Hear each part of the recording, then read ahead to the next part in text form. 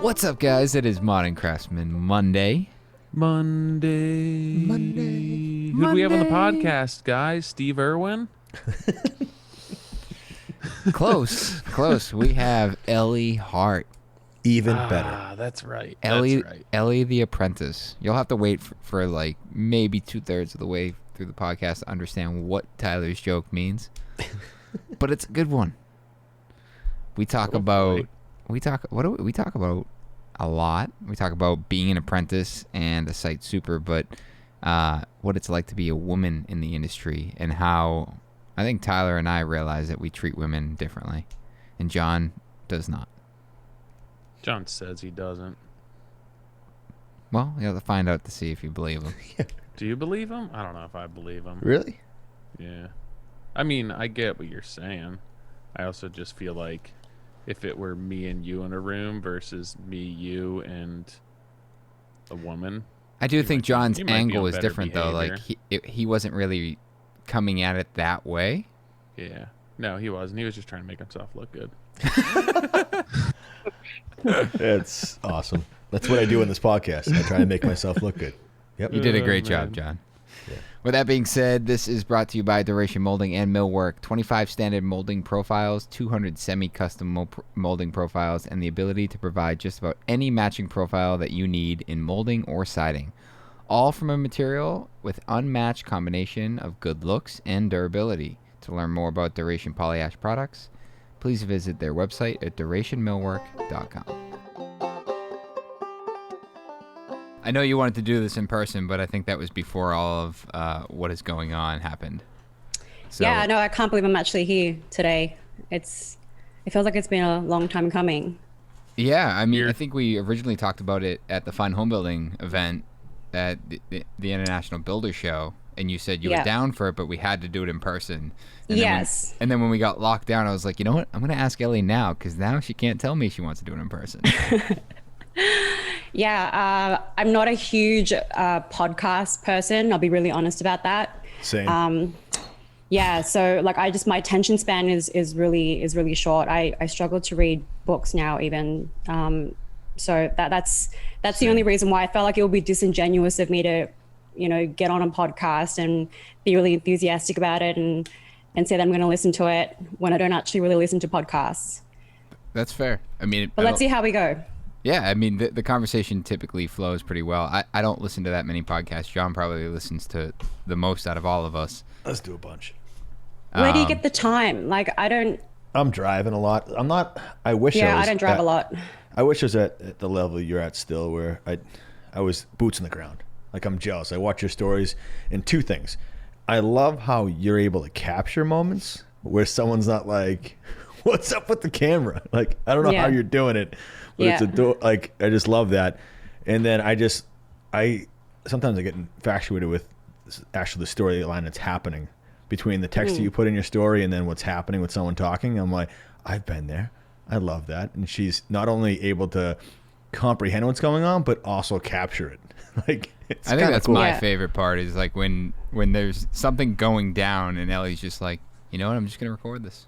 See how this goes. And there's something always going down. It's not hard to capture those moments when it seems like it's always happening. But it's cool that you guys can relate to it. Sometimes I wonder is it just me? Am I the only one who sees the problem with the situation? Why it seems like such a big deal?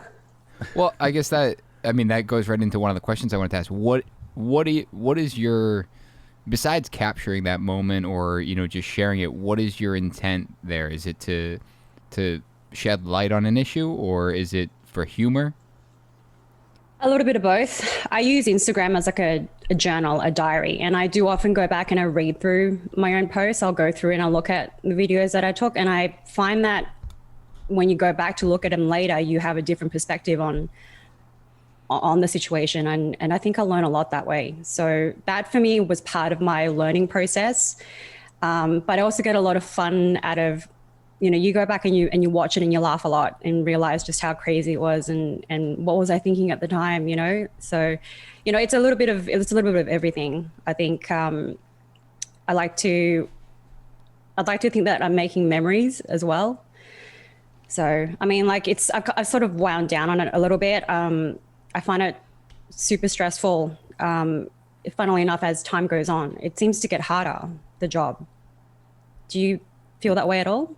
The job of social media or of being a I carpenter? feel like life gets harder as you get on. Yeah. Yes. Seriously. Tyler wish I knows would- what's up. Yeah. Everything. I wish I was I'm more listening naive. to this. I'm like, I don't know if it's just I the agree. job. Tomorrow's gonna be harder than today. I feel like everyone's in this mindset right now. It's just like, why is it so hard? You know, why like John just said, I wish I was more naive. You know, and just So you kinda think with more knowledge, it becomes harder? Definitely, yeah. Okay, it's like having kids. Like when I was younger and I ran a job site as a carpenter, yeah, I may have been less studious with putting up my handrails or leaving saws plugged in when kids are on site. Like I was totally naive to what the complications could be. Or like you're riding your bike with no helmet, blah blah. Now you get older and my mind races every time my kids leave the house. It's like, oh well, did I leave a nail gun out? Did I leave a chop saw? Like all these things race through my mind every day. And same with the job site. It's like, what could go wrong at this stage? What am I missing? That's honestly what I think about every single day. It's not like, oh, everything's going right. I throw all that straight out the window. It's like, what am I missing? And Oh my God, you and me, we're the same. I think it's a personality thing, as well as experience, I suppose. Yeah, but you get more cognizant of what you didn't catch before, so you look out for it. But I remember a couple of years ago, I posted something where it's like, does anyone else, when they get a phone call, think about when that person's like 2 rings in, what the negative thing could be? Like, I usually just ignore it and let it go to voicemail because then I'm like, all right, I can kind of orchestrate what I want to respond with, or if I don't want to respond, I'm usually but just even- go to voicemail and I'll call you back. but even if I get a missed call, then my mind races on what are the top 3 things that could be happening. And it's even if someone calls you and gives you the CEO talk, be like, hey, everything's going great. I'm like, skip it. Just get to the butt. Like, I just want to get to the butt. Tell me what I need to drive down on or drill into. So you're kind of always waiting for the other shoe to drop. Yeah, because that's Yeah. it's like, I mean, Yeah, you I want feel that everything to too. go smooth, but it's my job is to deal with the shrapnel. So what happened to you? What happened to you? I want to know what happened to you. What do you think was the experience that you went through that set that tone where you're like, oh my God, things can go really bad. I need to be thinking about this all the time. Well, I think for me, it started when I was a carpenter and when I wanted to be a lead. I said to my boss, I said, I want to be the lead. I want to run. I was probably like a sophomore in college. And I said, I want to run 4 or 5 guys. And I was like, this is what I want. I want to be able to hire. I want to get it under my belt right away. And then I started doing that, and I found that when we hired more people, it was like, hey, you're going to go on the roof and sheathe with me today. Well, I don't do good with heights. Okay, sit in the second floor deck and cut the plywood. Well, you know what? I don't cut the straightest line. Okay, you know what? Then why don't you just clean up the scraps on the floor? And you find yourself that once you jump into that point in time in the company or your role or responsibilities, is that I knew at that point that every day I would be doing the hardest thing. It wouldn't be like, oh, I hate heights. Guess what? You're going on the 50-foot ladder. Like you're putting, it's just the reality of if you want to make this happen, if I even go further back, when I was a laborer and I remember bringing roof shingles up, easy to bring roof shingles up. And then when the guys got further up in the roof, how do I get them to the ridge? I remember standing there going, what do you guys want? And they're like, bring them to me. And I'm like, I don't know how to climb a roof. And it was the reality of they weren't going to help me. And I had to go, if I want to do this the rest of my life, then you need to be damn good at climbing a roof. And the same thing went I could recognize these little moments and go, all right, if I'm going to be the head foreman or whatever it is, then I'm going to do the hardest things every day. It's never going to get easier. And as that's grown, like Tyler jokes about and goes, if he screws up, it's $50. If I screw up, it's $5,000. Nick, $50K. And that compounds my life. Is that the cool of the projects, it's great and all, and you see it on social, but the stress level that comes with making sure that you don't screw up even the smallest thing, because those can be magnified into something massive. We don't have it nailed down to a perfect system because every house is different, every product is different, every detail. That's where my mind is always tracking to, and it keeps me up. What do you find to be the most Alright. stressful part of your job? Not you, John. Elly. Yeah, I wasn't going to answer. Oh my goodness, where do I even start? I can relate to a lot of what Johnny said. I think the people are the best and the worst part of it. Why so? That's also life. Yeah. Yeah.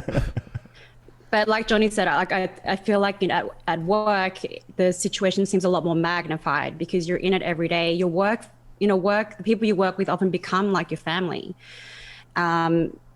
So you become more invested in, or at least I do, I become more invested in their well-being. I want to know what drives them, what are their aspirations, and what brings them to work every day. And it seems like there isn't a whole lot of substance there. Like I asked the question and it seems like they're just going at it day to day. And it's so different to me where I go into work and I look for the meaning. I want to know that the work that I'm doing every day is having some kind of impact. It's making a difference. So I'm not really sure where I'm going with that, but I think that a lot of our industry, unfortunately, it's not a chosen path. A lot of times it's a path where this didn't work out, or I can't afford to go to school, or I'm just not cut from that cloth, and they try other things and then they settle on building or construction. And I think our network, our circle may not necessarily be indicative of that, but I think that for the most part, as a whole, that's our industry. It's not people growing up saying, I want to be a carpenter, I want to be a tile setter when I grow up. It's just like, hey, you know what? College didn't work out. I made some mistakes in high school, and I'm going to work in the trades. And I think that for a lot of people, it's a paycheck. It's a day-to-day type of thing, and when it doesn't work out with this company, they'll go find another company. the part that stuns me about that, and I know I totally get what you're saying, is that construction's my second career. I used to be a journalist and I've worked in retail, I've worked as a server, and I've never felt like this working in other industries. In construction as a carpenter, I honestly feel so mentally and physically like it's so challenging every day. It's not an easy job. And the people that I work with, they need to have a brain. So it's like, there's this idea that working in the trades means that you weren't, as you said, someone who didn't, manage to get into university or whatever. But the reality is, I think, so different on a job site. Like it takes a lot of thinking and mental power to get it done. I think, and I also think that that's a lot of times what separates you could take it down to a very basic level, whether it was a really good laborer versus a mediocre laborer, a really good carpenter, a really good project manager, a really good builder versus somebody who's mediocre. I think that you can be taught aspects of carpentry that are very learnable.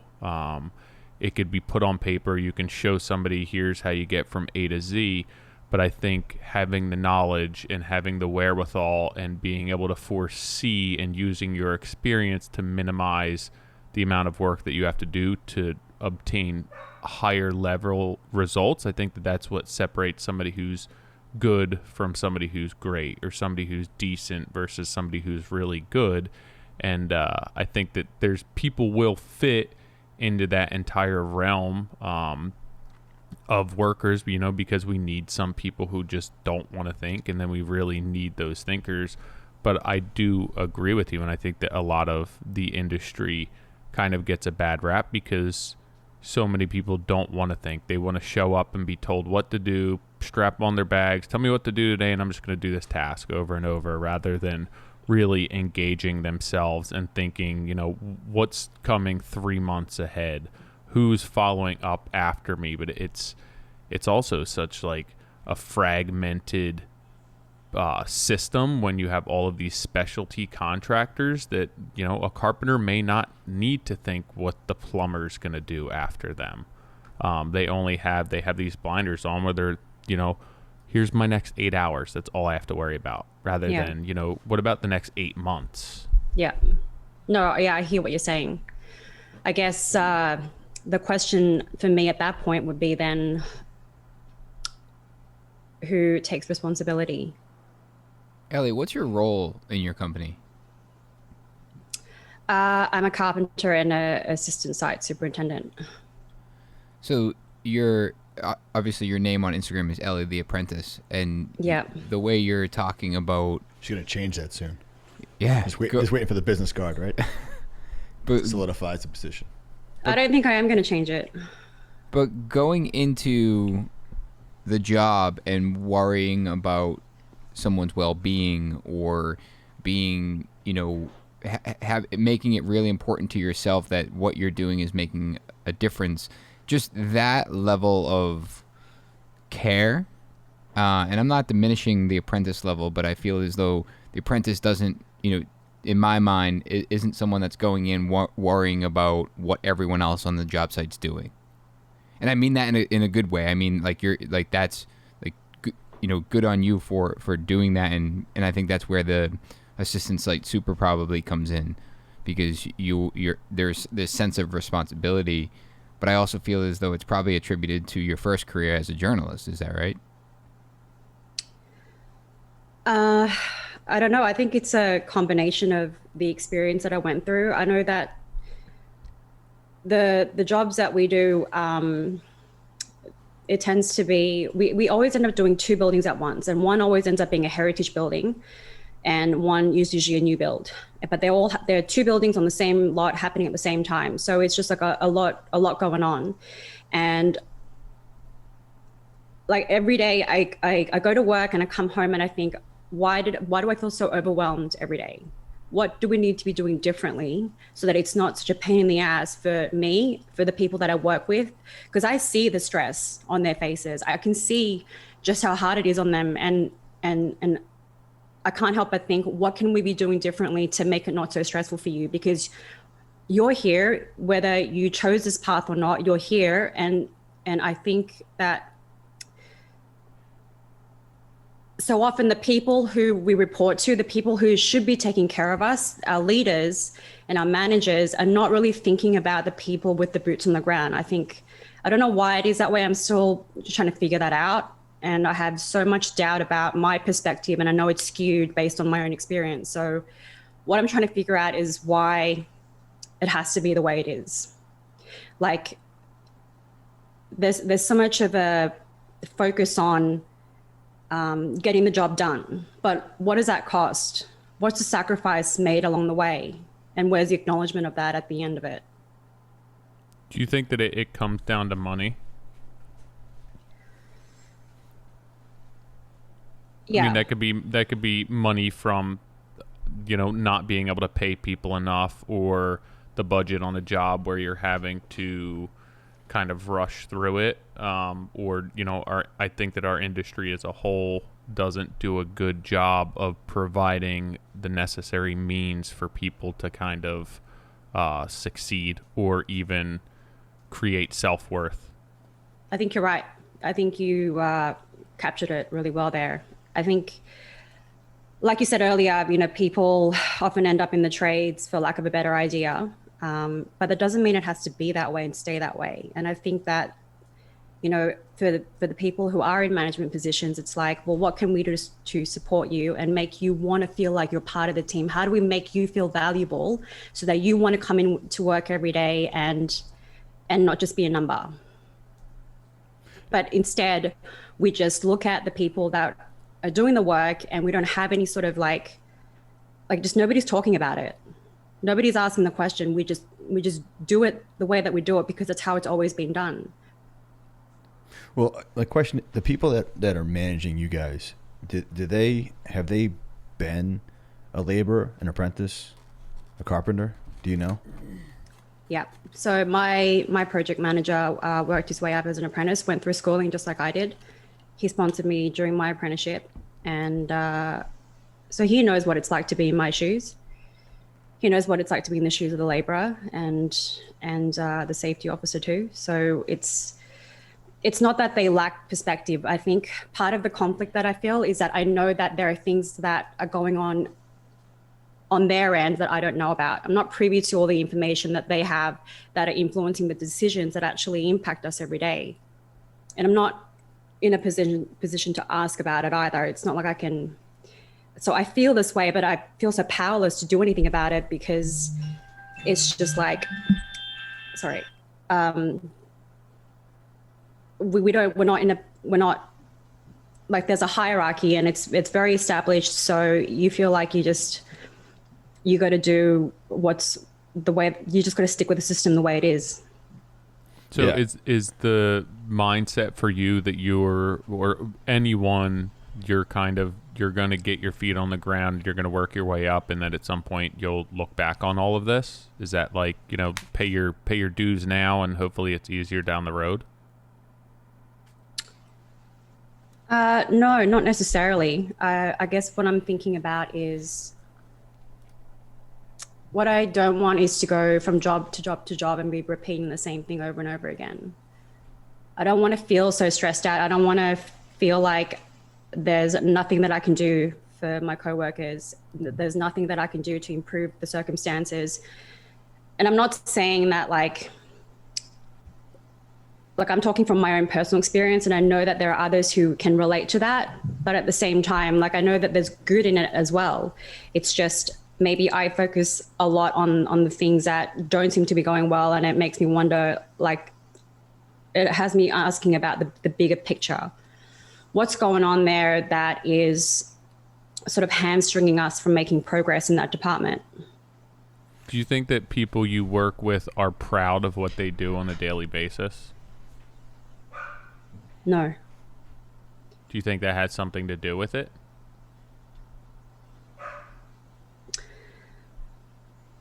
Maybe, but that's not for me to say. No, but I feel like if you had to show up and do something that you couldn't take pride in what you were doing on a daily basis, I don't know, and this is personality, it's going to be different for different personality types, but it doesn't matter how much money you give somebody if there's not an opportunity to showcase your skill set or grow as an individual, grow as a human, or create that self-worth, be prideful of what you're doing. I don't know if that's going to change. Like if nobody's giving anyone a platform to say, hey, show up, I want you to do your best work and I want you to stand back and feel fulfilled. I don't know.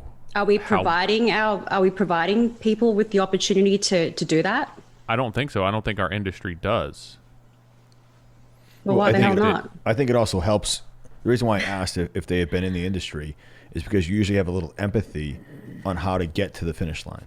There's so many people that jump into these management roles that have never had boots on the ground, so that they just their job is to get to the finish line. They don't care how you get there. Anyone can get to the finish line. I've learned that over the years. It's just how you get there. I was accused last week of being too white glove with my subcontractors. That my job, Elly, the same as you, the people above you, they don't see everything that goes on.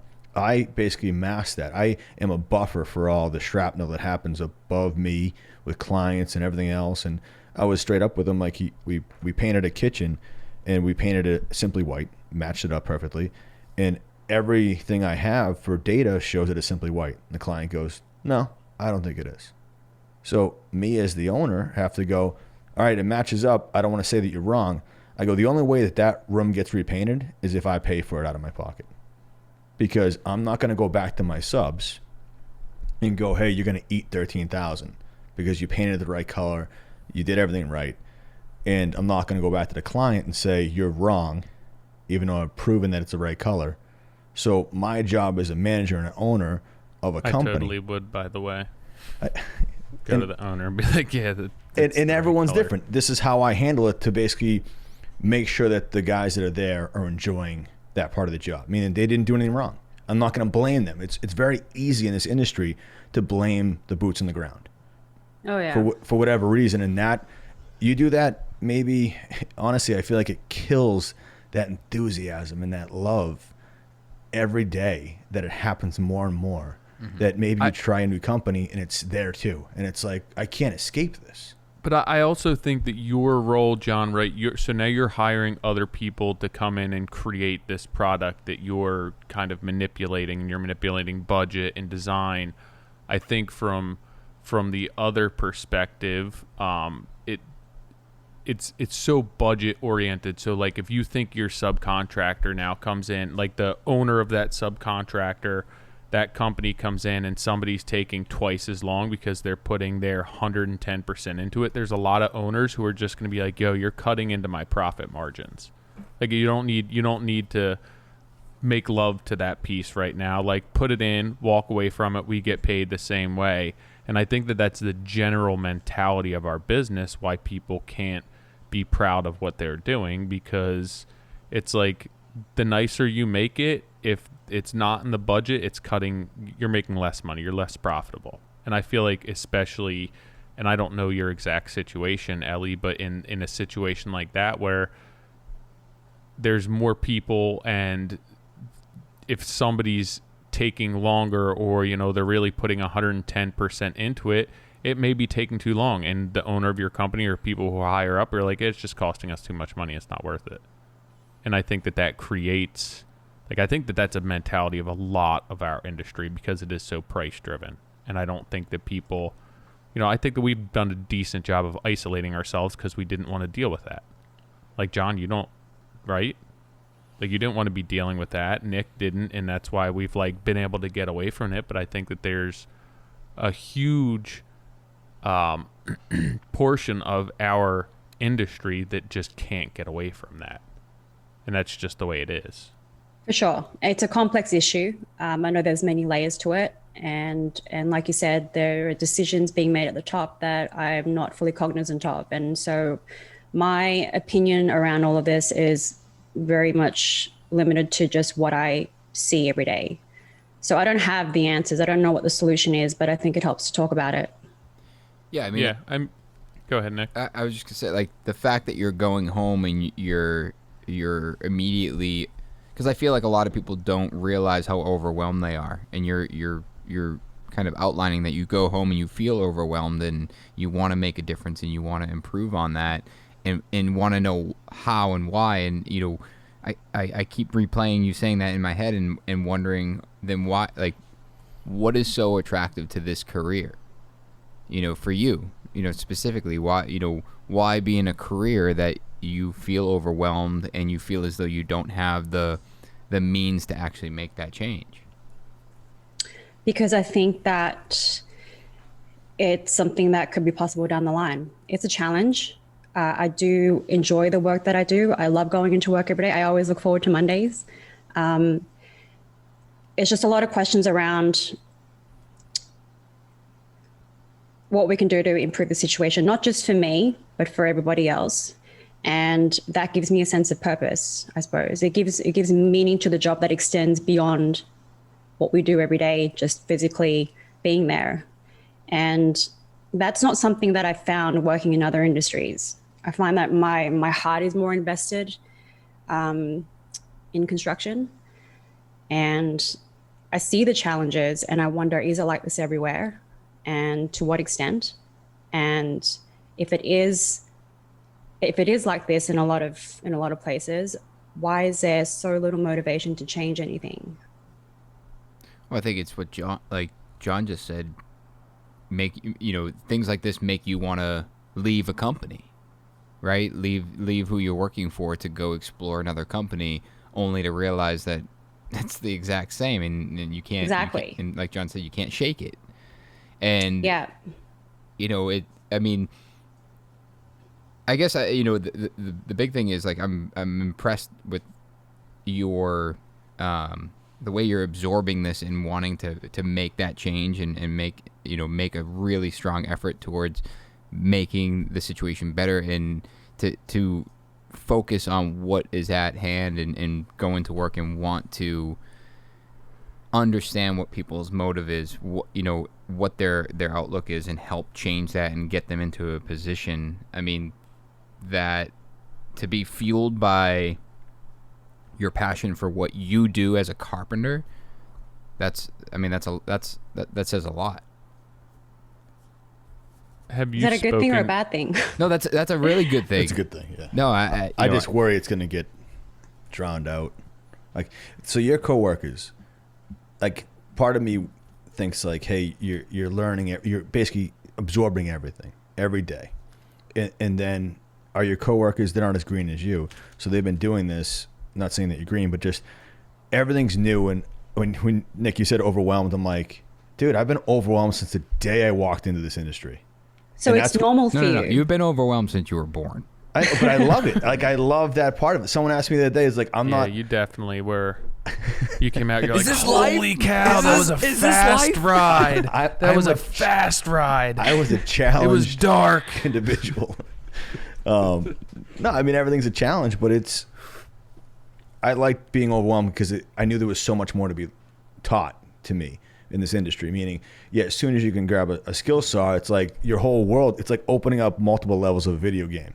You get that saw and you're like, oh my God, I didn't even see that. It was all clouded. It was dark. Now that's a whole new world to me. I need to go conquer.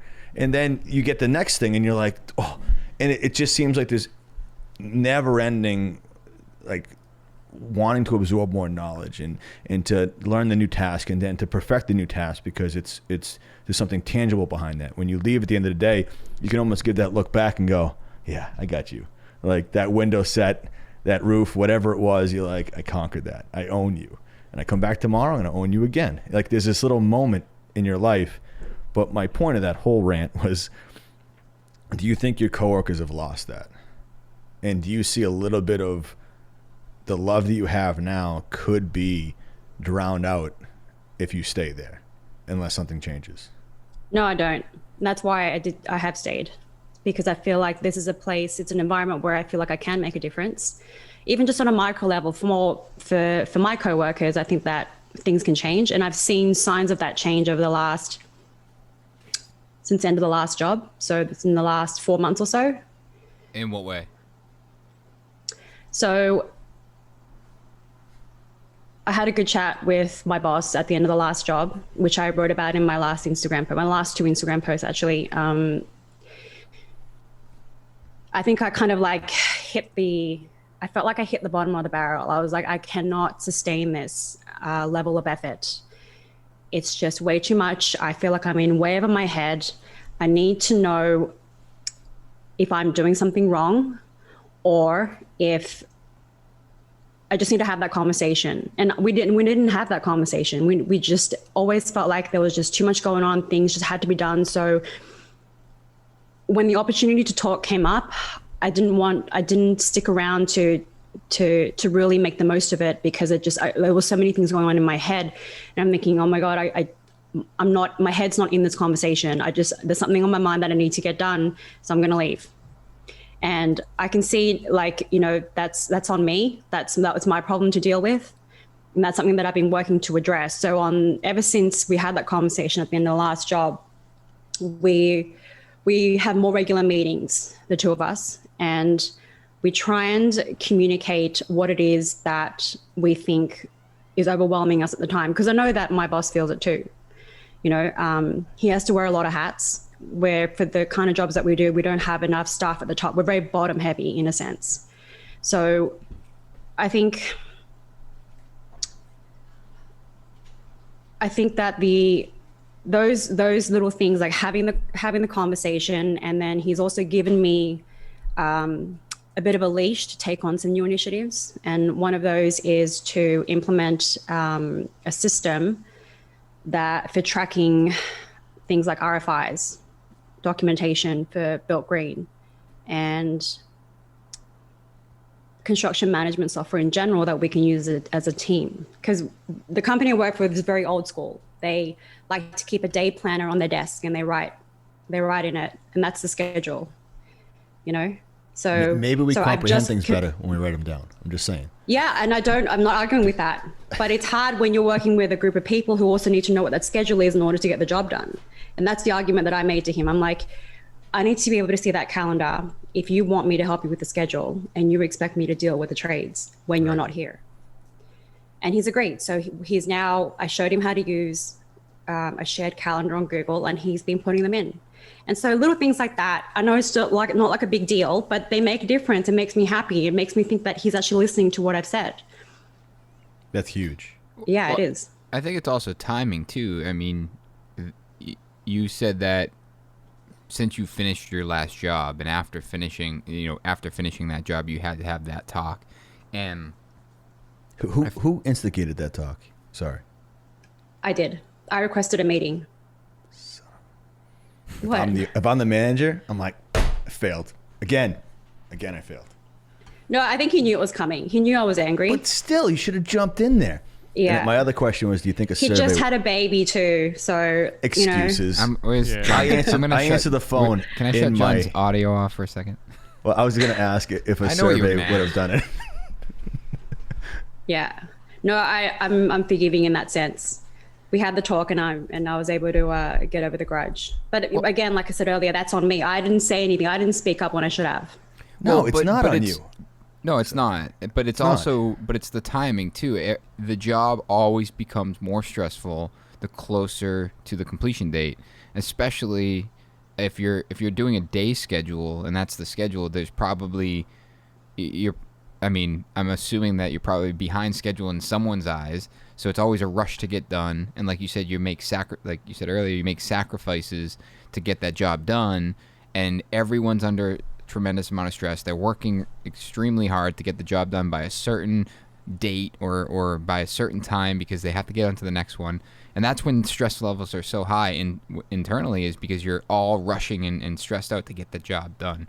And to restart a new job, you said people's morale was I think up when you start that new job because it's new and it's like dating. It's like starting that process all over again. It's fun. It's exciting. The job's just getting going.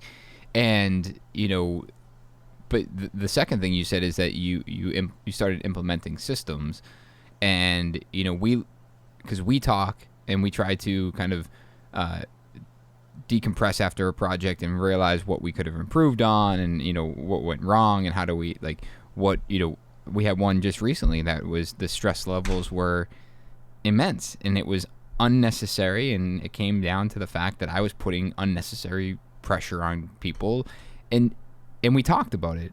But what it came down to is the fact that we didn't have the systems in place to get the information.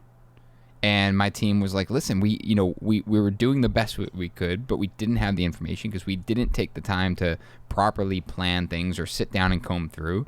So yeah, Nick, you've had these drawings for 6 months and been able to digest them, and you understand how to do the project. But we jumped on a job and then thrown a set of plans and was like, all right, let's figure it out.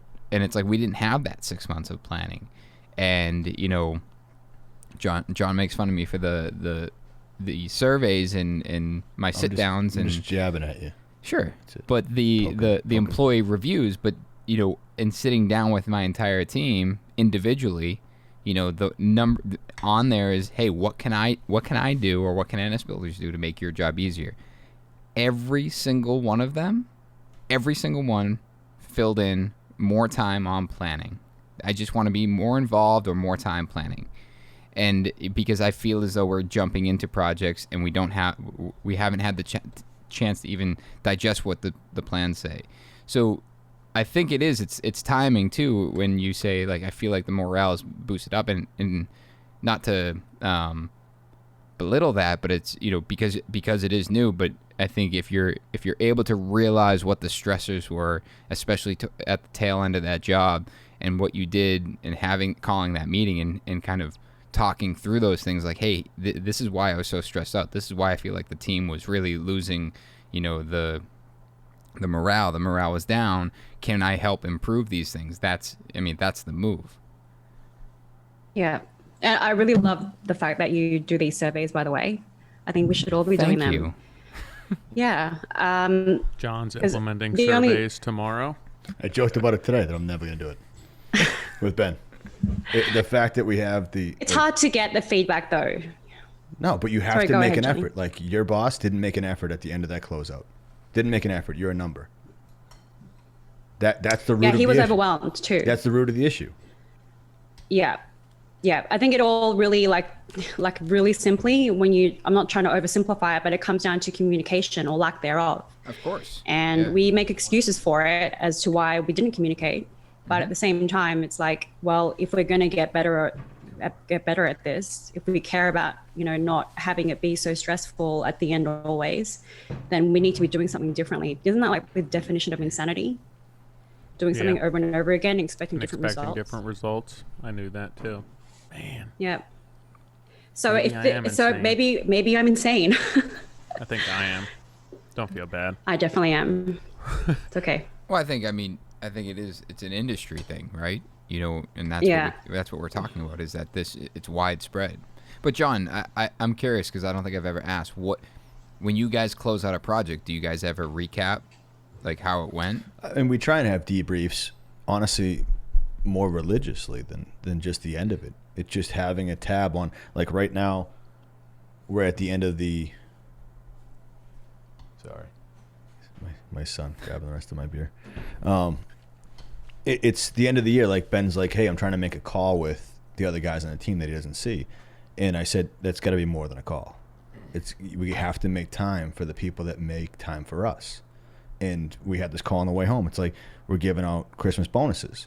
All right, how are we gonna, if you're gonna give Thursday off to Trevor and yourself, and we're doing half days on Thursday, how are we both gonna meet everybody, since we can't do that like lunchtime thing, to keep that?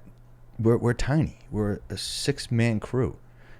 We should be able to make time for all of us, and the products will always be there.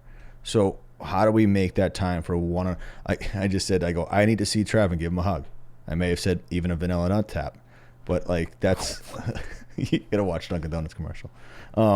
People will get this that listen, and it was just that you want to have that interaction. You know, like I want to have that face to face, because otherwise there's always going to be a phone call. There's always going to be a sub that has a question. I get all that, but my priority is like my family. And so the people that make it happen for Vintage are my family.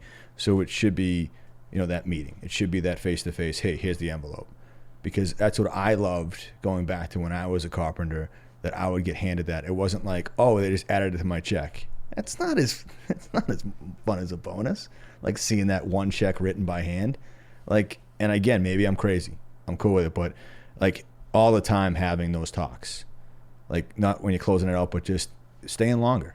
I know I'm running around, but staying and walking to the truck, you know, or just reading that moment where they pause and they're still looking at you, and it's like they want to say something, but they don't want to. And I've been there a million times. So it's just, and I don't think that's why I goof around about the survey, is that once you've gotten to that point, now you're relying on them to tell you something. And as a manager, it's your job to sniff it out. That's it.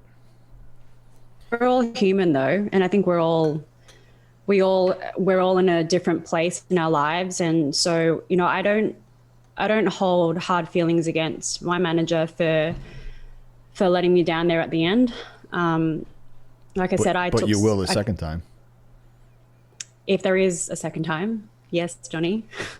Yeah. Well, but when and I hear what you're saying. Yeah.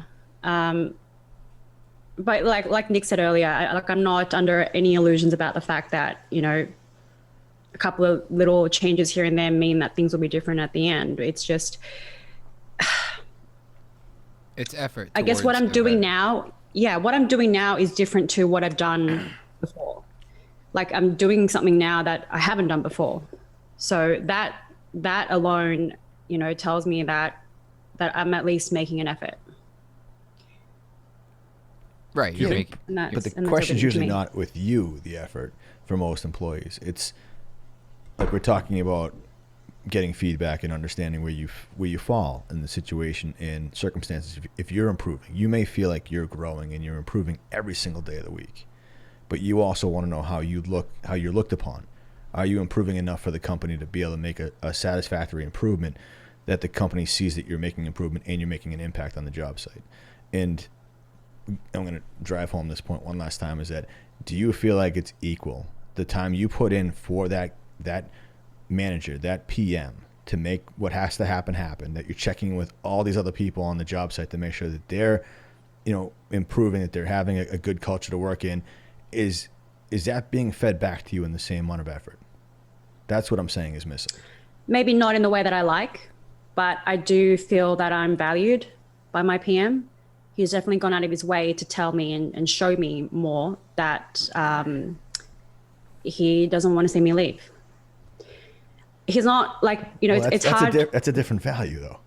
Valuing you because of what you bring to the table and not losing you, that's like having a boyfriend or a girlfriend and going like, hey, you know what?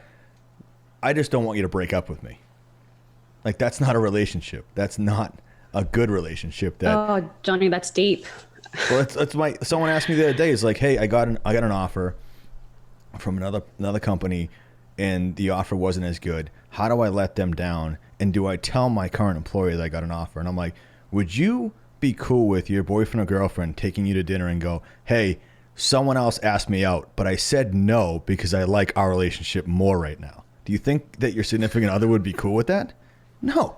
They'd be like, you went to dinner with someone else? So it's like, how do you equal that out? And then it just, I look at things in a completely different level. So it makes me crazy. Yeah. No, I hear what you're saying. I think I don't compare my personal relationships at all to what's happening with my work relationships. Give it time. Give it time. You're right. And that's actually, you bring up a point that I haven't actually really ever thought about is, am I only there because they say the right things at the right time? Are you talking about work or personal relationship right now? Work. All right. See how close Always it work. is? Just want to be clear. So close. Yeah. I see my people at work more than I see my wife and my kids. It's a fine line.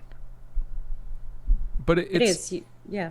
I feel like it's also the overall culture and company dynamic, because if somebody tells you, oh yeah, you can come talk to us, and you know that it's falling on deaf ears, it's almost like, well, why speak up? Yeah. There's no sense in even coming forth with any of this, because nothing's going to change. I feel like, there's times in life where you hold out hope and, this time it's going to change. It's going to be different this time. And then it's the same thing over and over again. And at some point you're like, you know what, maybe things aren't going to change. Maybe it's time for me to make a change if this isn't going to happen within. But it's tough. It depends on the company. It depends on the individual that you're working under. It depends on the people you're working around. It's tough to kind of spread a blanket statement across all of this. I agree with you on that. It's I mean, even listening to the communication and how, whether speaking about it or not speaking about it, I think that everyone approaches these things and deals with these things differently. And it could be, by not talking, what's going on in your head could be completely different than what your PM's thinking. You're just not on the same wavelength. And you could be upset about something that realistically they have no idea that you're upset about, just because they have their own worries, their own personal troubles, their own crap at home, their own stuff with other issues with people on the job. It's tough to really, it's not fair to put your thought process and what you're feeling into somebody else's head. Yeah, but if you took that position on and these are the people that answer to you, then I agree. I actually disagree with what you said, Tyler, is that it is your responsibility, because otherwise you can't get the task done without these individuals. It's the same as a subcontractor. Yeah, but what if her PM, it's so hectic with him that he's trying to keep his head, assuming it's a he, is trying to keep his head above water because the people above him aren't doing what they need to do. And it's just like, all right. But he needs to communicate that. It is, yeah. But it could be from somebody up above him that it's starting with. And that's what I don't know. And that I don't ask the question because it's none of my business. It doesn't affect my ability to do my job, like in a direct sense. But I think you're both right. I think that communication is important. Wrong. Just tell him he's wrong. Communication is important. And that's like, the one message that I always try and, like, it's the one action that I've been trying to take. I'm trying to walk the talk there at least. So if I feel like I'm anxious about something, I will go to my boss and say, I'm anxious about this. And he will often reciprocate, which is nice. He'll tell me, okay, so it's good that you told me that because this is something that's been on my mind. And we'll just talk about it. Even though we don't really know what it is that we're trying to say, we'll just say, this is making me nervous, or I'm really not sure about this. Can you help me understand why this decision was made like this? And he'll go into it and he'll tell me. But like he said to me before, if you don't tell me what's going on, I'm going to assume that you're okay if you don't say otherwise. So I do see it as partly my responsibility to say something when I do feel overwhelmed, since we had that conversation. But I also think that the managers have, should take the lion's share of the responsibility in making sure that they're available to the people who report to them. Yeah. That's like telling my 13-year-old, I'm going to assume you're good until you come to me and ask me something. He doesn't know any better. Like, you're an apprentice and then you just turn into a site super. Like, I mean, how many years have you been into this with this company? A few years. Yeah, so it's still super new to you and the new tasks are coming on board. Are you supposed to comprehend all the new scope, all the details? No, but he's always there if I have any questions. He's always made it clear that he's not unavailable for that. It's like, I think my frustration more comes from the larger system that, like Tyler said, there's things that happen above my PM's head that I don't know about that could be affecting things that, like I just don't know. So I'd like to give him the benefit of the doubt. Maybe that's where I'm going wrong. I don't know. Do you think, does your anxiety lessen with more experience? Like, if say you weren't moving up within the company and you kind of plateaued where you were, would you foresee your anxiety lessening the more that you do this, assuming you're not taking on more responsibility? I think I'm sort of at the peak. Like, if I was to think about it, like on a big picture, I think that I feel like I'm at the peak of that stress, and it's only because I've moved into a position where I feel like I have some responsibilities, but I don't have any authority that comes with it. So presumably, as you move further up or gain more experience, you sort of you get into positions where you do gain more authority. You do have more of a say on things. But I think it's really tough when you're sort of in between, in between there. You know what I mean? Like, when you don't have the authority, but you do have the responsibility, you feel like you're kind of stuck between a rock and a hard place. Do you think that the lack of authority is something that you've kind of conjured up in your own head, that you need to like fit this role? Or is that something that having that conversation with your PM or somebody above them would actually help you out? Because I feel as if somebody came to me and was willing to learn and was working hard and was driven and passionate and intelligent, and they wanted more responsibility or they wanted authority, I would want to put them in a position to do so, not kind of put them in a corner so that they can't grow. Have you ever spoken to corner? Yeah, but like, have you ever spoken to anyone about kind of where you are, where your anxiety level is, and what would kind of assuage some of that anxiety for you? Like, why do you think that you can't talk to anyone else? Do they like come around at lunchtime with sticks and threaten everyone they're going to start smacking them if you speak up? So let me use a recent example that actually, took place.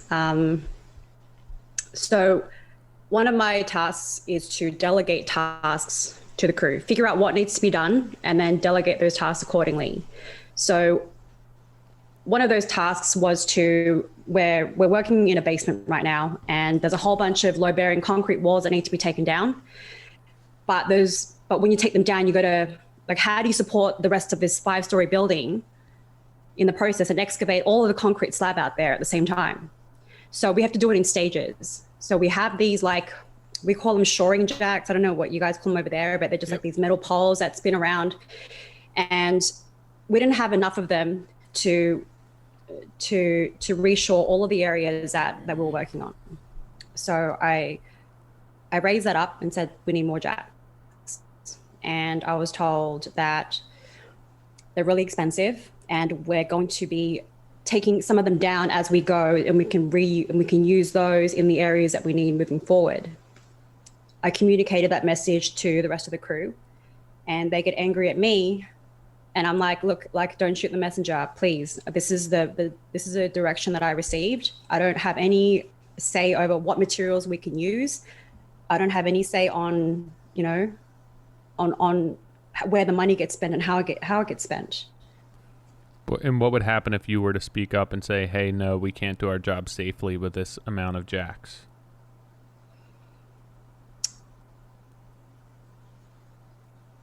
Because I feel like it gets to a point where that's what you have to do.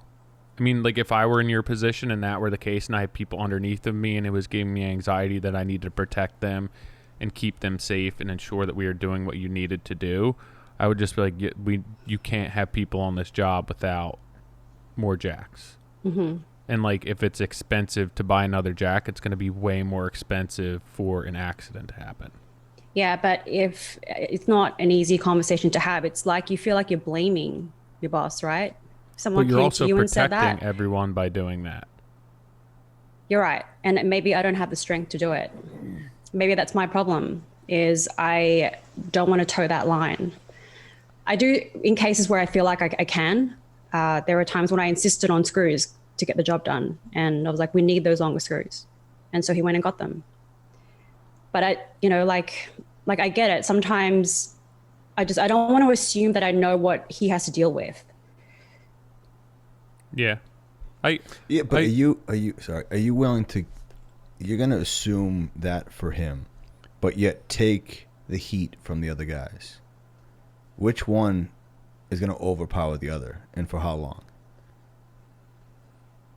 I think I don't that know. the That's a good lines question. that are in your head are like way more rigid and defined than they actually are in real life and in our jobs. And I don't know the inner workings of your company or the structure or, you know, the culture of your company, but I feel like I think that that's also probably one of the issues that you're facing with our industry, is that it's not necessarily black and white, and these systems and what we put in place aren't so regimented. It has to be able to morph and evolve, and what works for this job may not work for next job.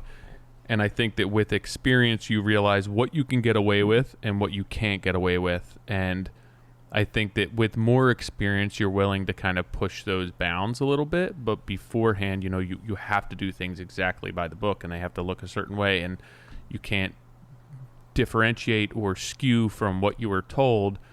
But I think that in our jobs and with your responsibility, what you're doing, that it's not necessarily as black and gray as it may appear in your head. I think that line in the sand may move a little bit, and that's going to be up to your discretion to kind of shift it as need be. And I think that with more experience, when you feel more confident in yourself and in your voice and in your role within the company and with your role within construction, that you'll have less anxiety speaking up and saying, hey, you know what?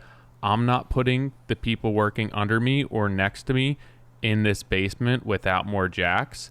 And I think that, you know, with that experience and that confidence and that voice and that identity, that'll become easier and easier. I think that right now you may not be in a situation that anyone gives you that voice or that you feel confident enough to have that voice, but I'm sure that there's probably a fit for you where you'll have that voice and won't feel as though you don't.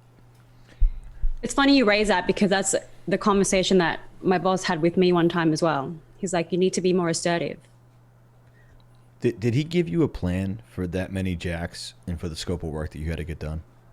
Did he say, hey, here's the 15 jacks, this is how I want to see them segmented across and how to do this?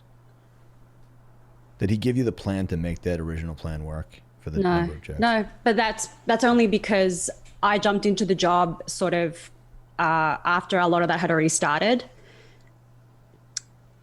But you still went to them and said, hey, we need more jacks. And at that point, it didn't come back to you and said, no, this is why, this is how it's going to work. This is why I gave you so many jacks to make XYZ happen. So if Tyler does raise that point, or you do, that safety's an issue, no, this is how safety's not an issue, because if you do it this way in this segmented thing, that you can do it this way, then it's doable. Without any of that information, how are you able to do your job? Or experience. Yeah, exactly.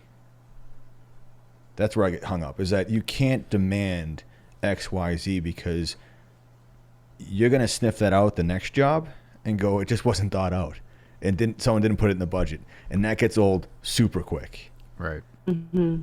And then no matter how much you pour into it and excuses you make for XYZ, that if you're going to be the one that's accountable, that will take a massive wear on you, and it'll soften the edges that you're so rigid on, and then you'll give up. But that's why I do have so much doubt. So yeah, I mean that's actually somewhat fitting. It seems that your confidence level for what you're doing isn't super high, and I don't mean that's not an insult, that's not a dig. Were there other things that you did in your life that you were more certain of, or that you felt more confident naturally doing? I think with construction, like I feel like I found a place where I can be happy, where I feel like I have a sense of belonging doing what I do. And I didn't really ever feel the same way at different points in my life coming up to today. I mean, to add to that, I feel like there's two sides of what you do too, is that you're assistant site super, but you're also a carpenter. And Tyler, maybe if I can piggyback here, is that it sounds like the assistant super is where the struggle is, and whether it's a confidence thing or whether it's a lack of direction from the PM, or we can sit here and speculate, but from the carpentry side, that's really why you got into this, right? Like that's right. Where, you got into this because you love carpentry and wanted to be a carpenter, and this assistant site super was an opportunity for you to not necessarily get some authority, but to be able to help shape what that company can be, rather than just being, and I say just in air quotes, but just being a carpenter, where you don't have the opportunity to help shape that as much. Yeah. I got into it because I liked being on the tools. I liked building things. Woodworking was a hobby, and that's how it all started for me. And so what I do now is so far removed from that. But at the same time, I feel that I feel as more of a sense of purpose doing what I do now. Right, and despite your experience level or anything, it's, you see that there are areas that can be improved. You're working for a company that, might be more old school, but there's areas that can be improved within that company, but also that can trickle into the industry as a whole. And I assume that's what is exciting from the we'll call it the assistant super role. Yeah, I suppose so. It's not really. I don't even know what it really means to be, a site super. I mean, you think it's, someone who walks around with a clipboard and tells people what to do, but for me, it's like, a split between being on the tools and being at a desk. A lot of the admin stuff that I do is stuff that I enjoy doing anyway. It's like, we got to do an inventory of the existing windows and which ones we need to keep and which ones we need to replace, and what the Heritage Board is going to say about that. Things that have a level of organization to them that we previously did not have. So it's things that I think will... Was that role there when you started, or was that developed when you came on? That was all on the PM, and so I've taken on some of those responsibilities, and I think it's helped him a lot to know that he doesn't have to worry about some of that stuff. But at the same time, it's a challenge for us because it's new. He's now sharing those responsibilities, and so we have to work out the best way to do it. So it's all very new for me. And I know that it's, in a sense, it's new for him as well, having someone else take on some of the duties that he's normally responsible for. So I think it's also really, you've been in the industry for 3 years. That's not a lot of time to... Well, 5 years, but 3 years with this company. But it's, okay, so 5, still, it's not, you haven't been doing this for a lifetime. And no. You haven't done everything, and you're still building your experience. I think it's really difficult to be put into a role where you're now in charge of people and in charge of processes while still trying to wear a tool belt and still learning. I think it's very tough to teach something or to delegate while you're still learning. I think that's where that experience comes into play, where you get that experience, you gain that confidence, and now you're fully confident in your abilities to not only do the work, but delegate the tasks to complete the work. And I think that putting you in a position, where you may not have enough experience to feel fully confident in your abilities is actually stunting some of your growth, because it seems like you're unsure of yourself in this role. And it's almost like having more experience with somebody kind of behind you or alongside of you showing you the ropes some would be more beneficial to you than just throwing you to the wolves and being like, hey, you know what? Stand up and learn this on your own, because that just might not be your personality. In the construction industry, I can't imagine going into it as a woman and just being like, hey, you know what? I'm just going to be thrown to the wolves, like next to a bunch of guys, and figure out how to do this. And then I'm going to stand up and I'm going to raise my voice and say, this is what we need to do. That's what and to be completely honest, it's got to be extremely difficult. It's more of a man's industry, and you don't have as much experience as some of the guys on the job site, and now you're expected to basically show up and delegate and be in charge of people, and I feel like that would scare the crap out of me. Yeah, when you put it like that, it sure does sound scary. But I mean, think poor about Elly's gonna get off this podcast and be like, "What did I just do?" But I like that you're raising the points and asking hard questions. Like this is like meaningful discussions that you don't get to have with everybody. So. I mean, anything that I've had to do in my life where I was uncertain of doing it, I would either do research to figure out what I had to do, or I would try and educate myself, or I would try and gain that experience. It's like, you know what, you got to stand up in front of a class and you're going to teach a lesson on this, but you've never done that before, right? And then, so now you're going to be thrown next to a bunch of your peers who maybe have more experience than you, and it's a predominantly male industry. It would be very overwhelming. Mm-hmm. And I think that that's worth noting, and it's super honorable of you to be doing that as is. Like, you're breaking the mold. It's not a typical path that you're choosing to take, and for whatever reason, but you can't discount how incredibly difficult that would be for you to do. And I think that giving yourself a little bit of credit and maybe not taking it so seriously and not being so hard on yourself would be huge for you, because 5 years into it is not enough time for you to feel fully confident in everything that you're doing. And maybe other people see more in you than you see of yourself, and they're kind of giving you the reins. But I think that you need to understand where you are, what your capacity is, and kind of given your experience right now where you are. And I think that if you lighten up on yourself a little bit, it may make this entire process much more enjoyable for you. Mm-hmm. I get what you're saying. I know it sounds like I'm all doom and gloom, but it's not like that. I go to work, I have fun with the guys, and there are lots of moments where, I think this is great. We're doing something good. We're doing something right. But yeah, maybe it's a combination of my personality. I tend to dwell on the things that I think should be changed. And I also think about what's the legacy here? Like, when I leave this industry someday, can I look around and say I did everything that I could for the people that I work with, for the people that we build homes for the people that I reported to? Can I honestly turn around and say I did the best that I could? And unless I ask these questions, I don't think that I could say yes to that. Do you?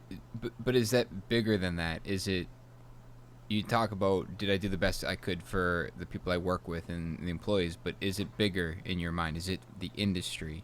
Because I feel like in a lot of ways you have taken the role to kind of represent our industry in some ways. My experience, you mean? Yeah. I mean, through social media, through talking about it, your involvement with Fine Home Building and the International Builder Show. I think you spoke there, but there's that stuff. Have you taken are you taking that opportunity to say, what, I'm gonna share my journey, and I'm gonna do everything I can, not just for the people I work with and the homeowners that get to work with me, but I want this to trickle further than that. I guess what I would like to see is to have an open conversation about it. Yeah. Because I think we don't talk about feelings in this industry, maybe because it is male dominated and showing feelings is a sign of weakness or whatever rubbish. I cry every week on this podcast. Do you? That's good. When I get off ice, I weep. I saw I think I shared it with you guys, the meme. It's like, why do guys start podcasts instead of seeing a therapist? And it's like, man, we really do. This is a therapy session for us. Rather than hiring someone, we're just sharing it with the 7 people that listen to this. It's a cathartic experience for you. I get that. So that answers all of my questions about why, people do podcasts then. Yeah. Well, males, I guess. Get it out. Yeah, for sure. I mean, it helps to talk about it. And so in that sense, I really like what you guys are doing here, because I think otherwise these conversations wouldn't get started. We're so consumed with what goes on in our own little world. Mm-hmm. And so I guess what I'm thinking is, if I'm experiencing this, and I'm sure others are experiencing it too. And if I feel stressed, I'm sure others feel stressed too, because I'm sure there are lots of other people who have been thrown into roles that they weren't ready for. I mean, do we ever really feel ready for a role that we've never done before? True. Yeah. So in that sense, I don't feel overwhelmed. I don't go into work every day and think, oh my goodness, I'm just not cut out for this. I can't do this. I go in and I just kind of take it one step at a time. And I see little signs of progress that give me hope. And that's why I keep trying. If it wasn't there, if I wasn't working with great people, if I wasn't doing the work that I believed in, if I didn't believe in the vision, then I wouldn't be there. But it's not my style to go in, see that it's all crap, and just get out. Same. Well, with that being said, I mean, to Tyler's point, to be new to the industry, and we talk about being an apprentice, you're in Canada, for those that don't know, and Canada actually has, is it the Red Seal? Is that yeah, that's right. Yeah. So it's a structured carpentry program, where in the U.S. there's no real structure to being a carpenter. You just kind of come in, do it, and it is what it is. Fake it till you make it. Yeah, but you're in a structured program, is that right? As far as what it means to be an apprentice, how and when you grow and things like that. Yeah, so the Red Seal program is it's an interprovincial designation that you can acquire through an apprenticeship. You can also challenge it if you have experience and you don't want to do the formal schooling. You can challenge the exam. But the way I did it, and it's purely just I didn't set out to go and get the Red Seal. What I wanted to do was get my foot in the door with carpentry. And so I did that by signing up for a pre-apprenticeship program, which gave me levels 1 and 2 and 450 work hours, something I could put on my resume. And then that led to applying for a job, and your employer ends up sponsoring you throughout your apprenticeship. It's a 4-year apprenticeship. And at the end of it, you write an exam, you log your hours, and someone signs off on your certification. So I completed that portion of it. I completed the program last year. And looking back now, and I've heard a lot of feedback from others as well, how in the US, they wish that they had something like this. So here in Canada, it seems to be a lot more organized, especially I think here in BC, where I am. there's a big focus on, we have good schools that teach trade skills. But I know that's not something that's available to everyone. And it makes me wonder why the US doesn't have something similar like that. It's crazy. We have the schools, we have the vocational schools, and they're slowly, kind of diminishing the programs. But as far as beyond that, there's no structure to it. And, it is something that I think a lot of us talk about. Is it would be great if the U.S. had a structured program for this, because, I think it would help organize. The only people that really have a structure for it is the union. Yeah, so it's very union heavy. It's the education is tied to a union. Is that what you're saying? The beyond like high school, yes, the education is tied to union. Yeah. So the Red Seal isn't associated with the union. It's put together by people who work in the industry, but they're not associated with any one union. It's not the be all and end all. Like, I've worked with lots of people who don't have a Red Seal, and they're amazing carpenters. It doesn't, necessarily mean anything. But the part I liked about going through that was the education. Mm-hmm. I wouldn't have made it through, I wouldn't have made it through the door if it wasn't for that being available to me as an option. Like Tyler said earlier, it's hard enough as it is, trying to give instructions to people who have more experience than you. But as a woman, to go and knock on doors and say, hey, can you give me a chance? That to me seemed like it wasn't a viable option at all, which is why I went the route that I went. So getting, I think you said level 1 and 2, is that right? For pre-apprenticeship, yeah. I don't know if they offer that particular course anymore. I think you kind of have to do it level 1, level 2, level 3, level 4 with an employer. But don't quote me on that. I don't know for sure. So you were able to expedite and basically be at level 3, so someone was more apt to hire you. Is that right? No, not necessarily. It's just combining the technical training portion of it from level 1 and 2 into one 6-month program, as opposed to doing 7-week blocks. Mm. It's just one way to do it if you have zero experience, which is what I had. Sure. I didn't have an employer that I was working with at the time who was willing to, take me on and let me go to school and do all that. So this was my way of finding an employer, was to say, hey, I at least got levels 1 and 2 of the training. Right. I guess that's what I meant. Is it was kind of your angle, we'll call it, to get in with an employer, rather than saying, hey, I have no experience and I want to come work for you, but I also need to go to school. Exactly. Right. It was limiting the amount of, got your foot in the door. Yeah, it was eliminating the things that you needed, and you were going right to, hey, I can help you with what you need. What was that conversation like when you had, was it your current employer? Was that the first person? No. So I finished levels 1 and 2 of the technical training, and then I went looking for a job. So I just looked online for job ads, and I applied to a few of them, and I started working for a design build company that did renovations for single family homes. And I worked with a journeyman carpenter who was amazing. He really sort of, I think if it wasn't for the kindness and patience that he showed towards me, I might not have stuck around. I might not have made it. Why do you say that? Mentorship is everything in this industry. If we didn't have people that we could look up to, especially for those who have come up without the kind of opportunities for learning that I did, I can't even begin to imagine how lost you would feel, not knowing that you can rely on someone, so having someone to trust who has the experience and who can show you the way.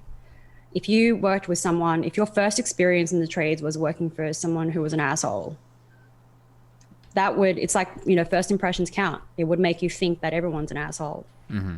It would drive you to drink, do drugs, commit suicide. That's what a lot of this industry. After my first girlfriend, I didn't date anyone again until I was 32. Whoa. She was terrible. Are you being serious? No. I'm only 34 now. My daughter's 7. Damn, I didn't know that. She was horrible. I would assume, not to beat around the bush, that's got to be a lot harder and more daunting approaching this as a woman in the industry that you were looking to get. And you weren't oblivious to that getting into the industry, right? I might have been a little bit. I honestly didn't stop to think I'm going to be working with mostly men until I actually went to school and realized I was the only female in the class. Have you worked with any females since then? The companies that I've worked for, they, not on our crew, but a lot of our sub trades will have women on the crew, and it's always great when they do. How? I always go up to them and I want to talk to them. I want to speak to them and find out what it's been like for them. And what is it? What is it? Yeah, I want to know. So there was a plumber that I worked with, and we really connected over the schooling. She was, trying to finish off her training as a plumber, and so we talked about a lot of the challenges around going to school and being at work at the same time. So I don't know, it's just different. Like you don't see a lot of women on the job site. So when you do, it's noteworthy. You wish that there were more? Absolutely. But I also don't think that construction is for everybody, regardless of your gender, just like anything in life. So I don't really, if someone expresses interest in it and they're a woman, I will absolutely encourage them to give it a go, and I'll share my experience and if they needed help with anything, I would do it. But that said, I don't go around preaching to my female friends, you guys should get into the trades because it's, you pick your path in life. Yeah. So if we were having that conversation, what has and obviously you'd have to kind of summarize this and give us the cliff notes of it, but what has your experience been working in a predominantly male industry? What do you think it's like? What's different, or what would you perceive as being different for you versus a lot of your coworkers? It can't be the same. I'm sure there's certain aspects of it that are the same, but I'm sure that it can't be 100% the same. Whether people treat you a certain way, whether they have to act a certain way around you. And I know that you can only see the world through your eyes, but I feel that, your experience would be genuinely different than my experience working for the same company, sadly. I'm going to turn this around on you and ask you, when you see a woman on the job site, do you treat them differently? I honestly have never seen a woman on my job site. Really? Yeah. Like there's nowhere that you've worked?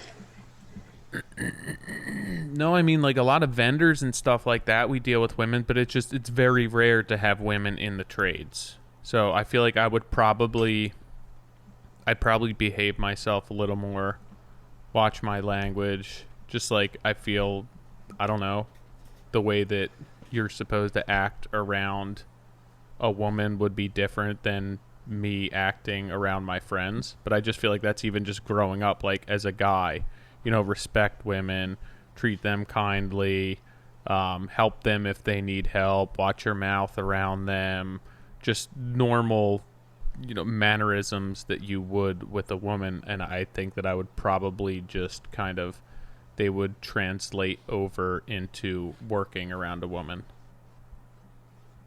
Nick, Johnny? I would agree with Tyler. I have worked on a construction site with women before, and it's weird, and I'm gonna just say this out loud. I almost feel uncomfortable saying the fact that yes, I'd have more, manners. I would be more polite. It's like the gentleman in me when women are around, when women are around. And it's not just in work, but in life in general.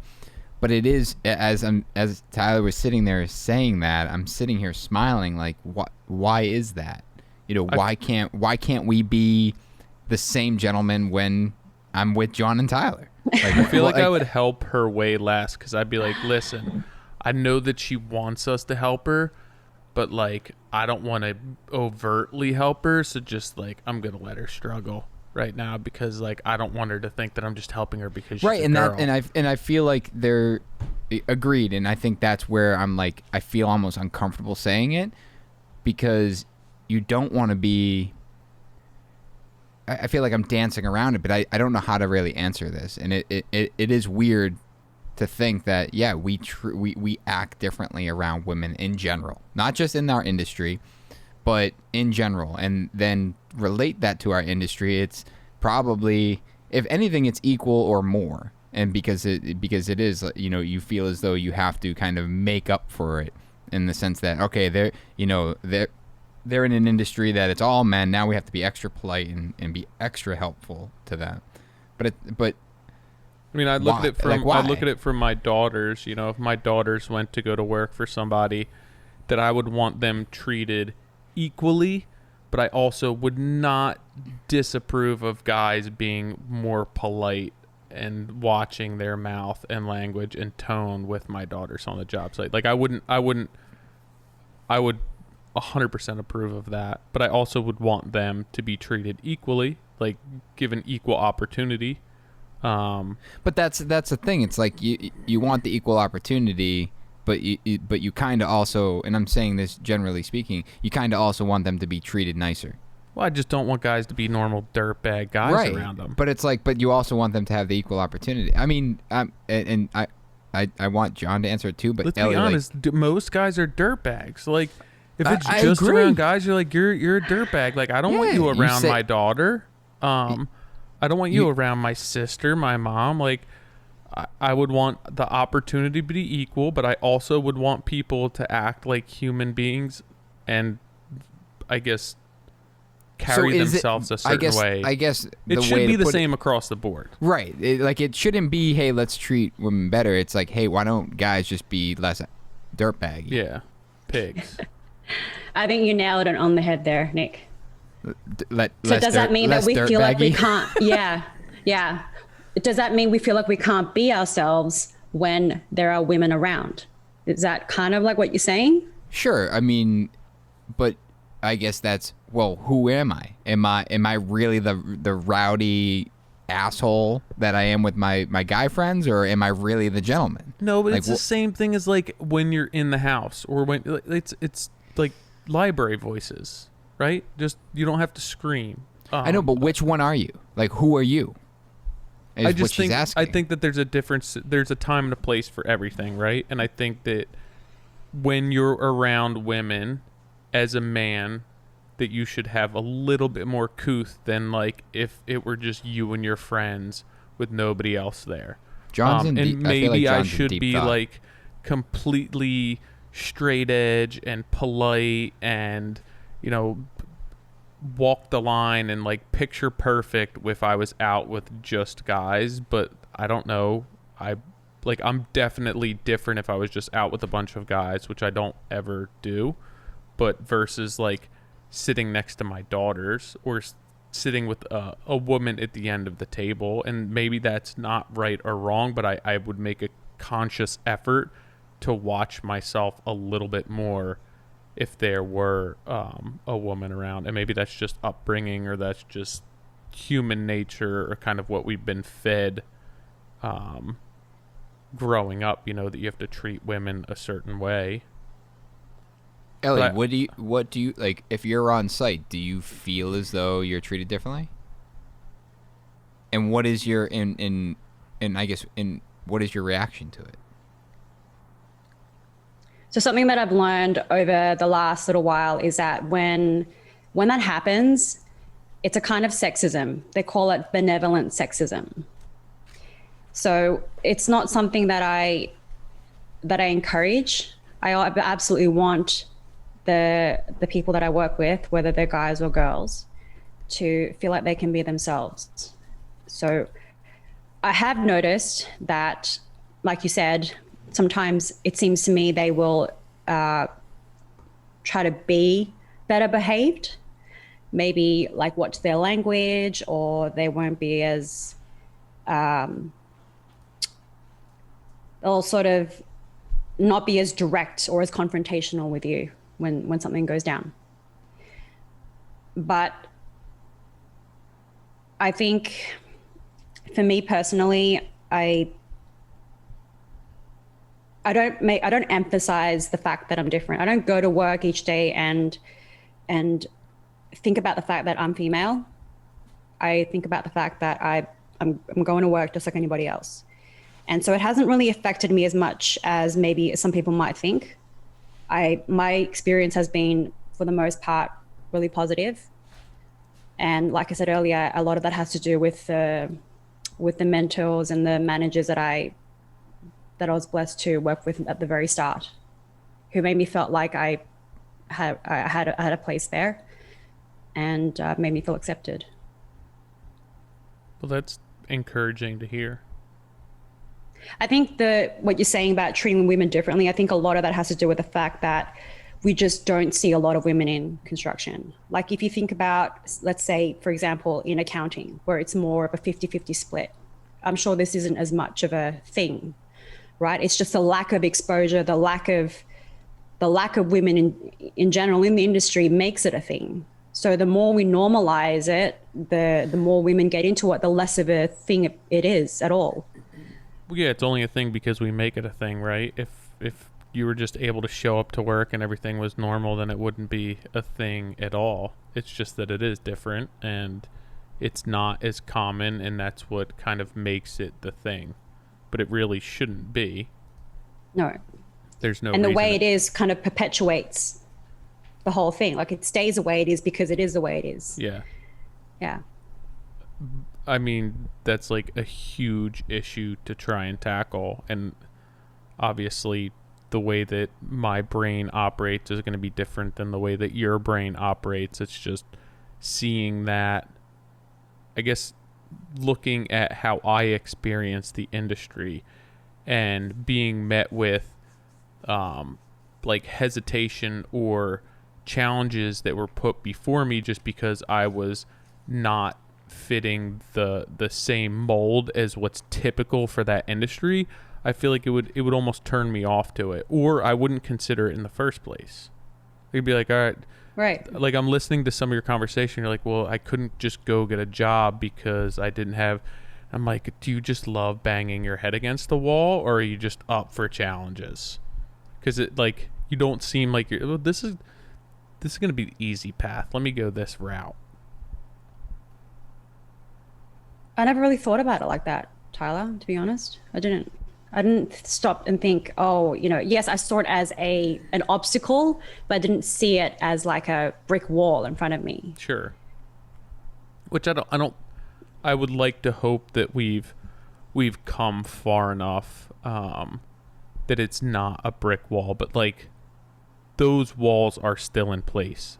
A lot of places in our country, probably in your company that you worked for in Canada, that it's definitely not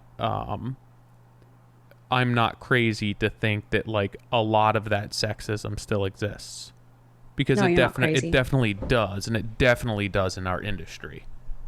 I mean, that's why it is still the way that it is. And that's why I say, that's at least partly why I say it's not for everyone. Like I say, I would let my daughter, if my daughters wanted to go this route, I would 100% stand behind them and encourage them and support them.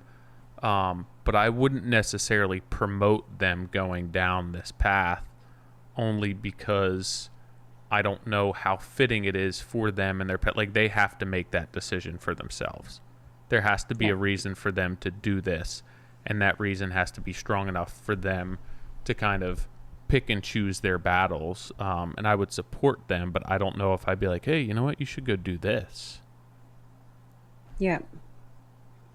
That's why I don't, push it on people who don't who don't show any interest in it in the first place. As much as I love working in it, and I'd love to see more women in it, I'd love to see more diversity in general in the trades.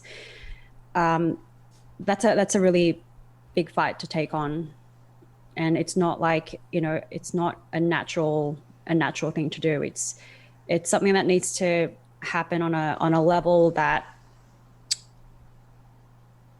will grow to a point where it's not an issue, but I don't see that happening in my lifetime. Yeah. But at the same time, it's crazy to think, even as far as racism and everything else, 50 years ago, what it looked like compared to what it does today. And yeah, it's still prevalent and strong in a lot of places, but like you look at, you couldn't drink from the same water fountain. So who knows, what 50 years may look like in our industry. I'm sure that all of that stuff it'll still be there and underlying within all of society. But I think I'd like to be hopeful that people are willing to change more. And I think that, everyone definitely has the capacity and the ability to do so. I do think a lot of that starts at the top and kind of trickles down. But yeah, I mean, I would love to see it more, where it was just normal, that it wasn't walk up and be like, yo, there's a chick on the job site today. Like, yo, watch what you talk. Don't say, like, don't piss beside the porta potty. Like, wait till it frees up. There's a girl on the job site today. But in a way, that's a good thing, is it not? Like, if you can promote, if having a woman on a job site means that everyone's better behaved. Yeah. I might actually just hire a woman to be on the job site, just like to keep everyone in line. Maybe I'll just get like, I don't know, maybe like a mannequin or something. Just put it in the corner.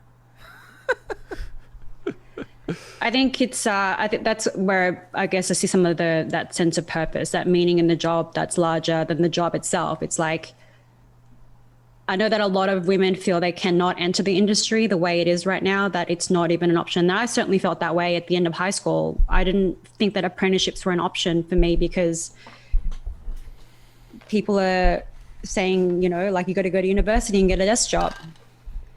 And it still is the case. I know that, like you said, you don't really necessarily want to be pushing your daughters into the trades. But I'm lucky that I was, I had my circumstances allowed me to quit a desk job and get into the trades. I know that's not going to be the case for everyone. So it's a big risk to take. And I feel like it would be wrong of me to give up now, especially considering that I pushed so hard to get to this point, to survive and to be accepted and to feel like I fit in. And that's not taking into account that you're a woman, or a combination of the two, or you're not differentiating? A combination of the two. Okay. A combination of the two, for sure. Yeah. I feel like you kind of downplay what you're doing. What do you mean? Like, it has to be, you have this passion for carpentry and you want to help, and you feel like you have more to offer than face value, than surface value. And I feel like a huge part of that is like what you're doing for the industry and being a woman in the industry.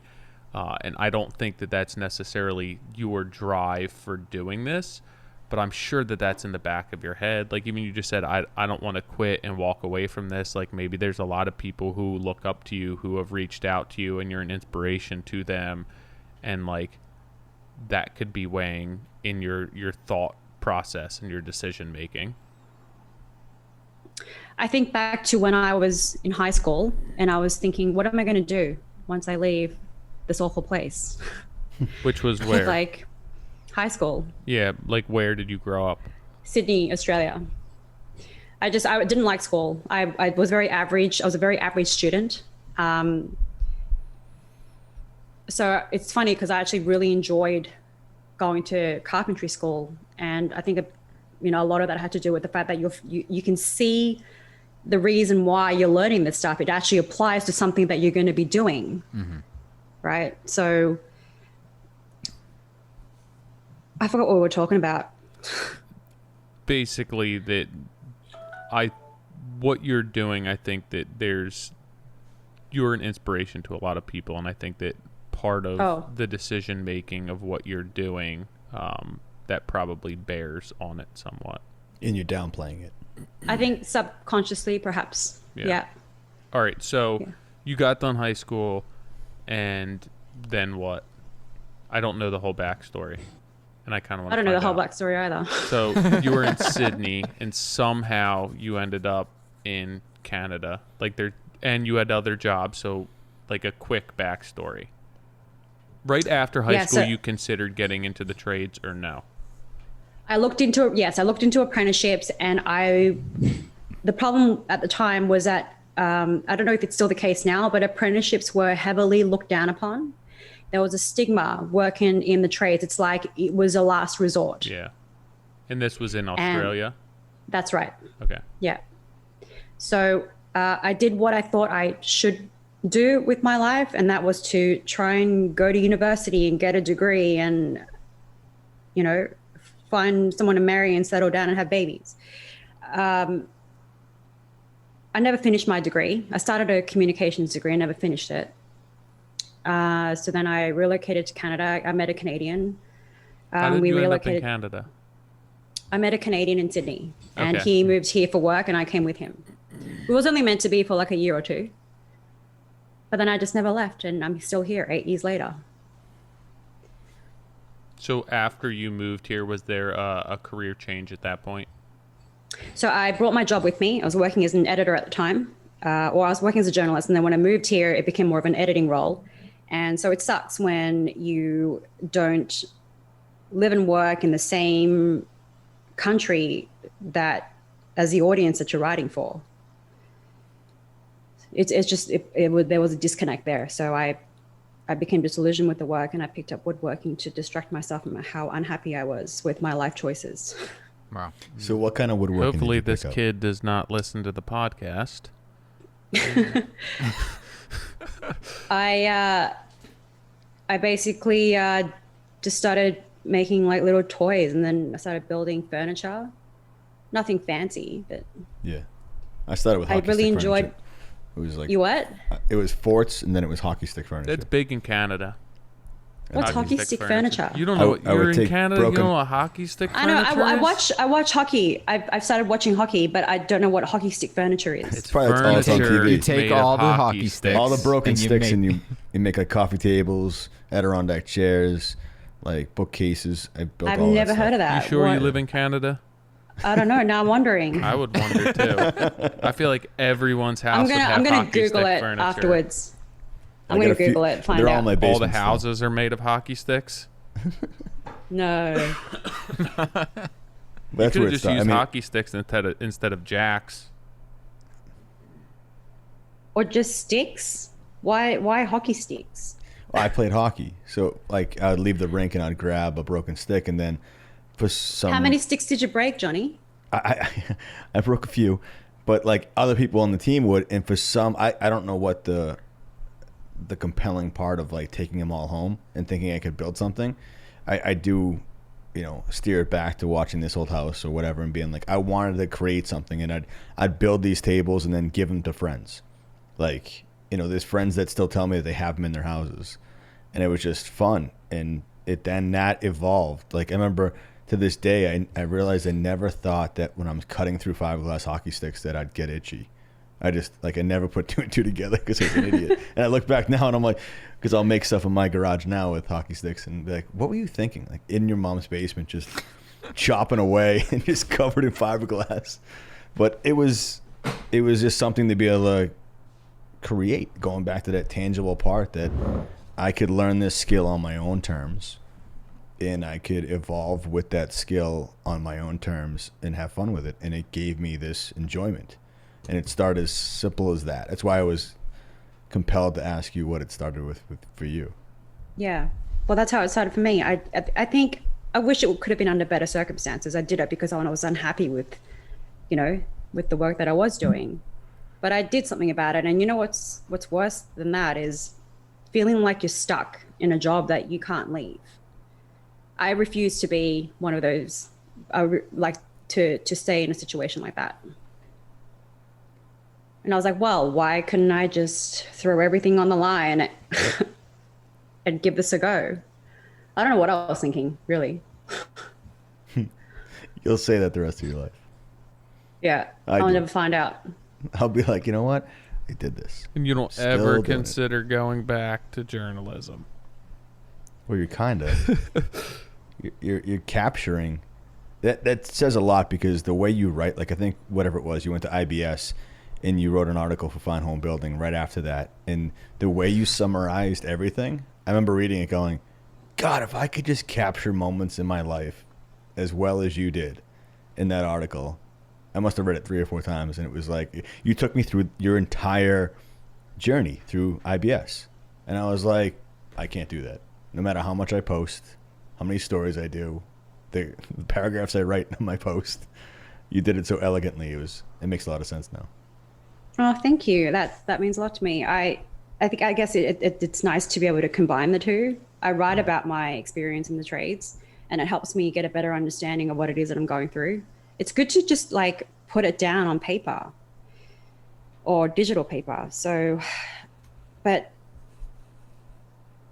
it's funny. I don't think I would go back. No, I think sometimes just getting that stuff out of your head. And a lot of times I don't even think that you necessarily sit down with, this is the direction I'm going to take. Sometimes it just comes out.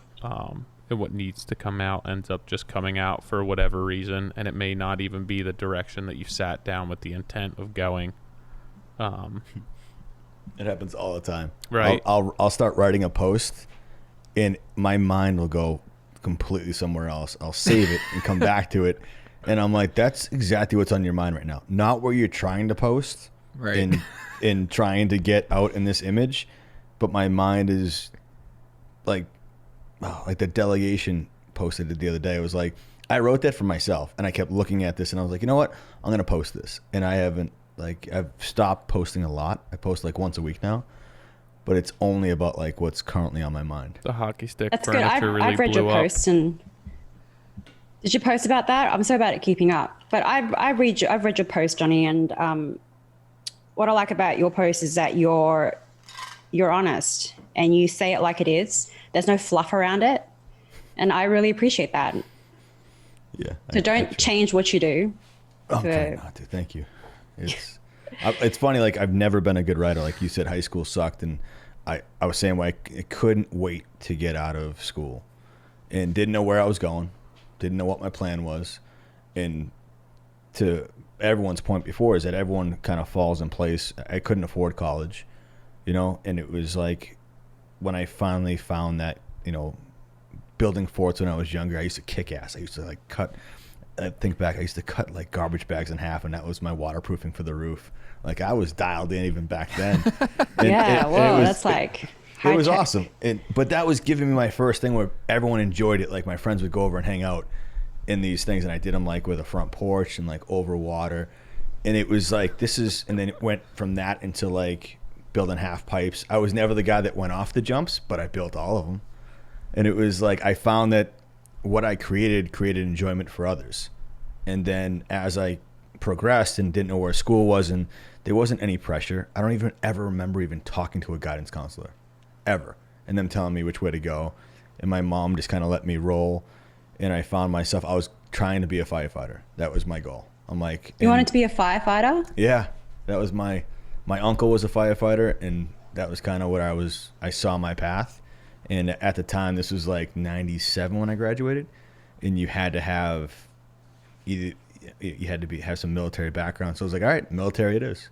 I'll go in the Marines. Same as my uncle. And that was my goal. And then hockey just kind of fell in my lap to do it. It sounds weird. I was always a quiet kid, and I never had enough like oomph. Nick's laughing. Why is he laughing? Well, because he said, I don't shut up. I find it funny, but I was a quiet kid. Yeah, and I was, and I never found that I had enough, what is it? I never felt that I had enough that I could bring to the table, that I could be confident with what I was doing, even in hockey. I just always thought that hard work would get me further, and never saw any value in myself. And I still struggle with that today and what we bring to these houses and these builds. And that's why I thought like I wouldn't make it in college and I would just go in the military and put hard work in. I looked at hard work as kind of where my avenue was going to lead me. And then, you know, carpentry kind of came across through hockey sticks. And then I was like watching This Old House and I'm like, I could do this. I want to create. And I've always said this. I've never watched This Old House and wondered how much Tom Silva made. Any of the people on that show. I never wondered like, hey, they must be millionaires. You know, they must be whatever.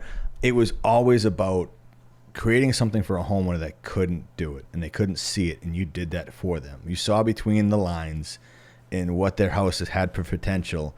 And it took years and years of creating that, understanding it and having that, you know, experience level to be able to do it. And that's what I wanted. And I set out saying, hey, it might take me 20 years to get that experience. That's why I always give Nick shit because he's done it in 4 years. And it's like, how? I thought all homeowners could do it. They just didn't have the time. This is before HDTV. You know? Yeah. My husband can do that. He just doesn't have the time, really. Yeah. Doesn't it make you so mad? Usually I'm just like, you might not be my customer. I used to tell clients, you know, call me before or call me after. Either way, you're going to call me. You know, if you think you can do it on your own, that's fine. Knock your socks off. But at one point in time, you're going to want to make that call. And still, it's if people don't see it, I'm gonna step back a moment and talk about the whole gender and that stuff. I think I'm completely colorblind to it. I don't know if that's colorblind. No, my point is that I don't want to. I don't think I need to see it that way. Like sexuality, gender, all that stuff. We have enough. I remember back when I was a carpenter, there would be like this call sign for when a client was on site. Did you guys ever have that? It's like you'd always talk shit. You'd always talk however you spoke, and then someone would be like, they'd do like this, like cucumber, whatever your safety word was, and everyone would yell it, and then that way people would talk normal around the client if they were on site. That's when I was a carpenter, and I couldn't imagine doing that because you can only keep that lie up for so long if it was gender related or sexuality related. I just look at it. We have enough clients and designers on site that it's more about the design. And going back to when I was younger, I was never a ladies' man. Never had confidence with the ladies. So like I'd always be quiet. And I never spoke in front of crowds. It's why this whole Modern Craftsman thing freaks me out still. And it's crazy that the only thing that unites this whole thing and gives me any sort of, you know, passion is that I love the craft.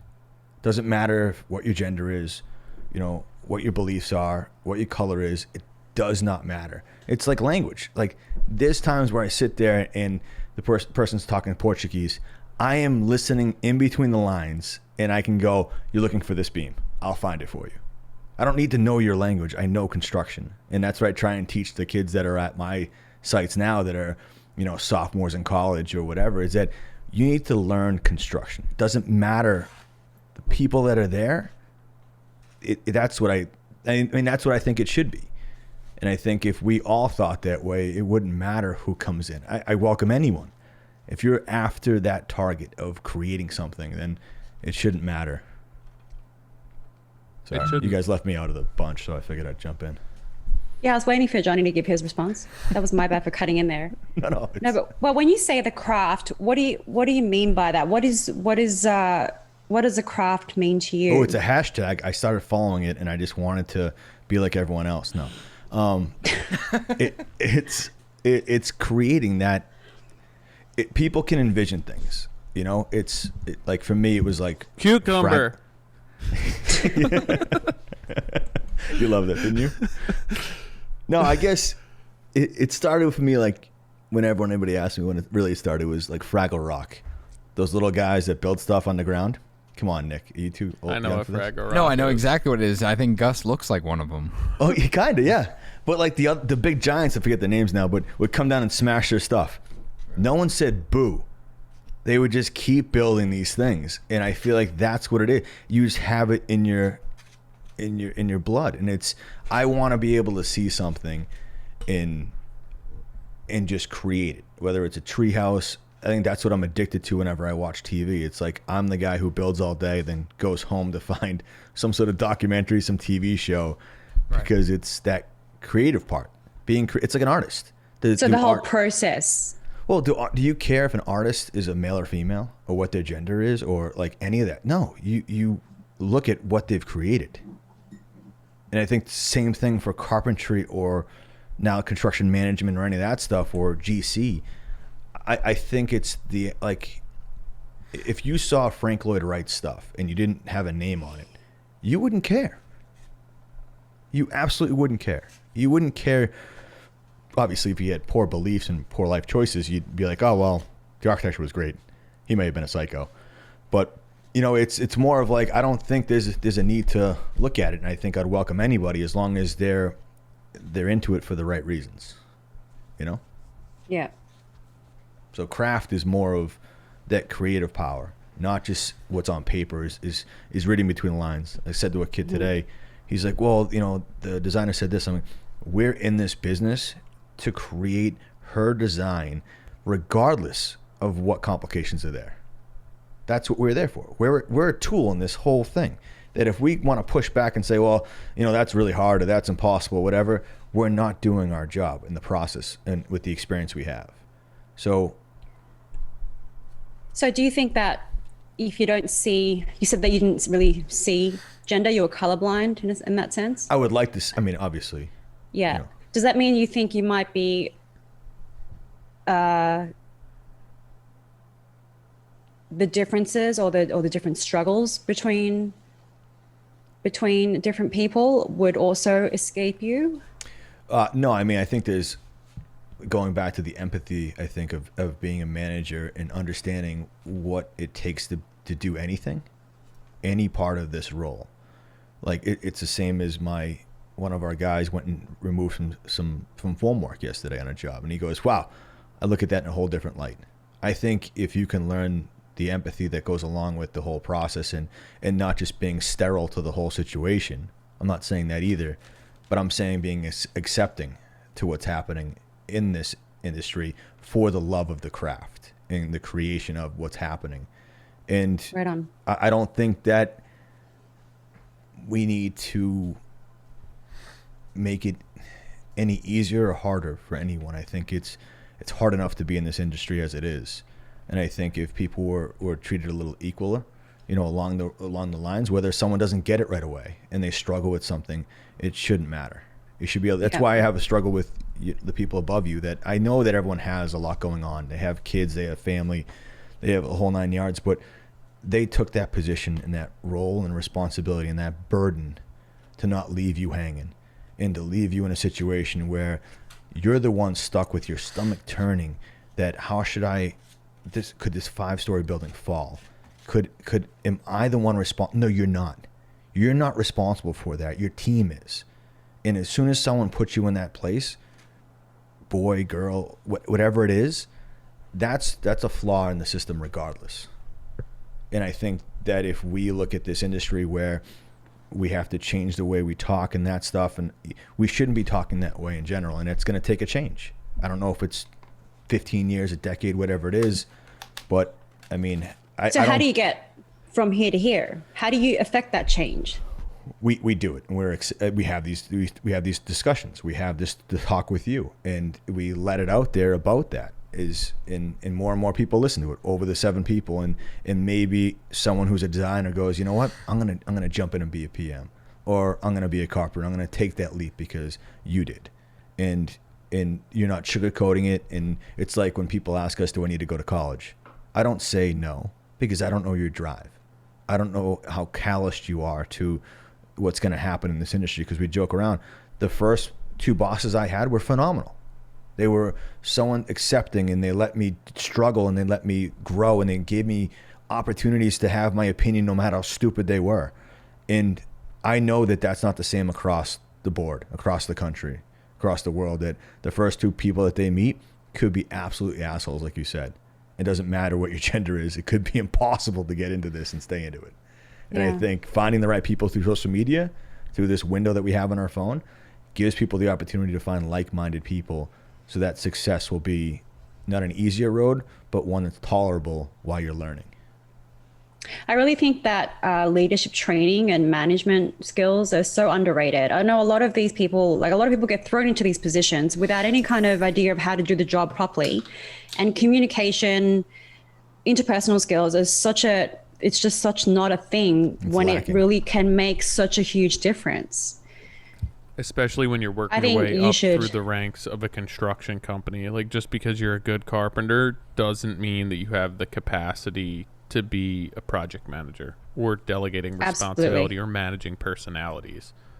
So it's like, you're going to work your way up because you're a good carpenter. Now you're working your way up through the system and put into a position where you may not want to be or even have the wherewithal to be doing anything relating to that. Like, that's not a natural progression, but that's the progression of our industry. You know, you work your way up from laborer to carpenter to lead to super, but like never in there, you make a good point, never in there is everyone like, hey, let's step back and let's teach you how to manage people. Yeah, that's really missing. Once school's over, you're on your own. Yeah. And in school, they don't ever teach you about that kind of stuff either. They don't teach you how to relate to people, and like there's no there's no focus on the education. It's always on like these skills that don't relate to how you can communicate with other people, different kinds of people. I think that's a bigger issue. It's the entire schooling process is about test taking. Well, the fact that they still have the same books in circulation that I may have had in college. Yeah. It's probably not true. It's probably not accurate. But the fact that like some of the books I was getting, some of the seniors were giving me at a discount, that blows my mind. It boggles my mind that it's just the same encyclopedia. It's just getting passed down. It is, but even formal education it's about gauging a specific knowledge, or like it needs to be able to be tested. And managing personalities and leadership, you can't take a test on that type of stuff. Like, yeah, there's certain principles, but our entire educational system is built around test taking so that people can test well and have good grades, and then your township or your area is desirable to live in, and you can have higher taxes and get into a good school and all of that crap. It's like it's this entire system that's built up and created, and it's not about teaching knowledge that can actually, like, practical knowledge that could be used in the field or taken and applied to, hey, this is how you deal with a customer, because you can't really test that stuff. It can't be put on paper. It's subjective. Well, I also think it's the fact that you're 18 and no one really absolutely knows what they want by then, so they can get away with teaching kind of broad strokes, because at that time no one's really smart enough to go, this isn't going to work for me. It took me till my junior year of college that when I was on job sites during the day, that I could see that site class, like it was like night and day. I was like, oh, I can see their value, not in general, but in certain areas. So now I can use them in certain areas of the build. And it gave me this kind of ability, and I loved that. But the first 2 years were like, why am I here? And so you took some training or went to school? Yeah, I was a carpenter from my junior year of high school, and then I went to college for hockey and started in architecture, and then jumped to construction management because I just couldn't see myself. I loved drawing, and I was probably I got the award in high school that I was like the best draftsman. And I was like, I can conquer the world. and then I went to Wentworth, and I put every effort I had, endless hours to like 3 a.m. creating something for my architecture class, and then people would just stroll in with just so much more talent than me, and I couldn't hold a candle to them. And don't even get me started on architecture and architects and that whole industry, because they're so interrelated and yet so disconnected at the same time. So true, yes. There's so many architects that don't know how to build anything but draw it and assume that it can be built. So I had the last job we did, we came up with a site solution for a problem that we had, and then the architect came by and he was like, I don't like it, you got to change it. So he brought his sketch pad with him, and he drew what he wanted. Well, no, it's actually just an actual piece of paper, like grid paper, and he drew the wall assembly that he said we had to. It was like a 2-hour rated assembly, and he's like, it has to be this. And then he looked at me and he said, you know what, I don't actually know, I've never actually seen this being installed, I don't know what this actually looks like in real life. And it blew my mind, because like, he knew how to draw it out, he knew how it worked and what it did and why it was required, but he had never actually seen someone install it. Yeah. How do you even do that? My mind doesn't work that way. I have to like go through I have a lot of... I have to build it before I can draw it. I like have to be able to, even to be able to build something, like it would be easier for me to just say, hey, build this, than just draw this. You know, like I can work my way one step at a time towards that, but that would be the first step in being able to draw it, would be being able to build it for me. But I think, but you know what? Yeah. Architecture is hard. Like I know in Australia, it was the number one, it had the highest dropout rate, because it was so hard. And I think, like, I have so much respect for architects and what they do. And my frustration is only because I don't understand how they do their job. And it's way harder than it appears. It's not just design, at least for, you know, on multifamily builds like we do. A lot of it's code, a lot of it's rules, and the design becomes lower on the priority list. It's like, how do we make this pass inspection and pass all the life safety checks? And it's not easy when you're working with spaces that have to be bare minimums in terms of code. But do you think that... Sorry. Go ahead. Do you think that part of the issue with the disconnect with architects and like wanting stuff done a certain way is that they didn't get into this to draw to code and to draw, you know, wall assemblies for fire ratings, that they got into it because they had this passion for drawing architectural details, and now like their job consists of them just drawing stuff to code and not having a budget to build anything beautiful? I think so, and that's why there is such a high dropout rate. It's not what they imagined it to be. Yeah, I mean, I could see that.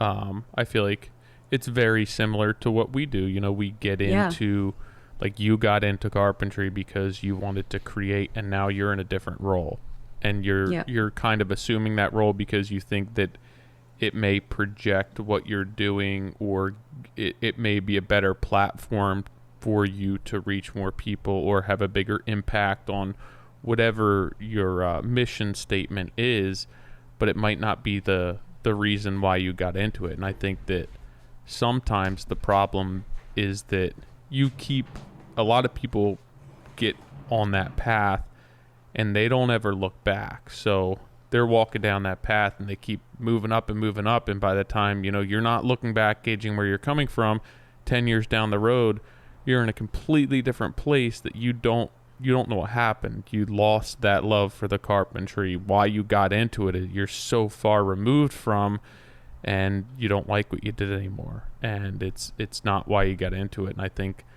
that that's probably the case with a lot of people who do architecture. And then like you have that battle with the contractor, the designer, and all of that stuff, where I'm sure it's not as rewarding as they had hoped it would be getting into it.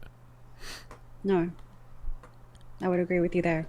I think it's way harder than it seems. And just the whole coordinating part of it is like such a nightmare, because so many people do need to be involved. Like, how involved are the architects with your projects?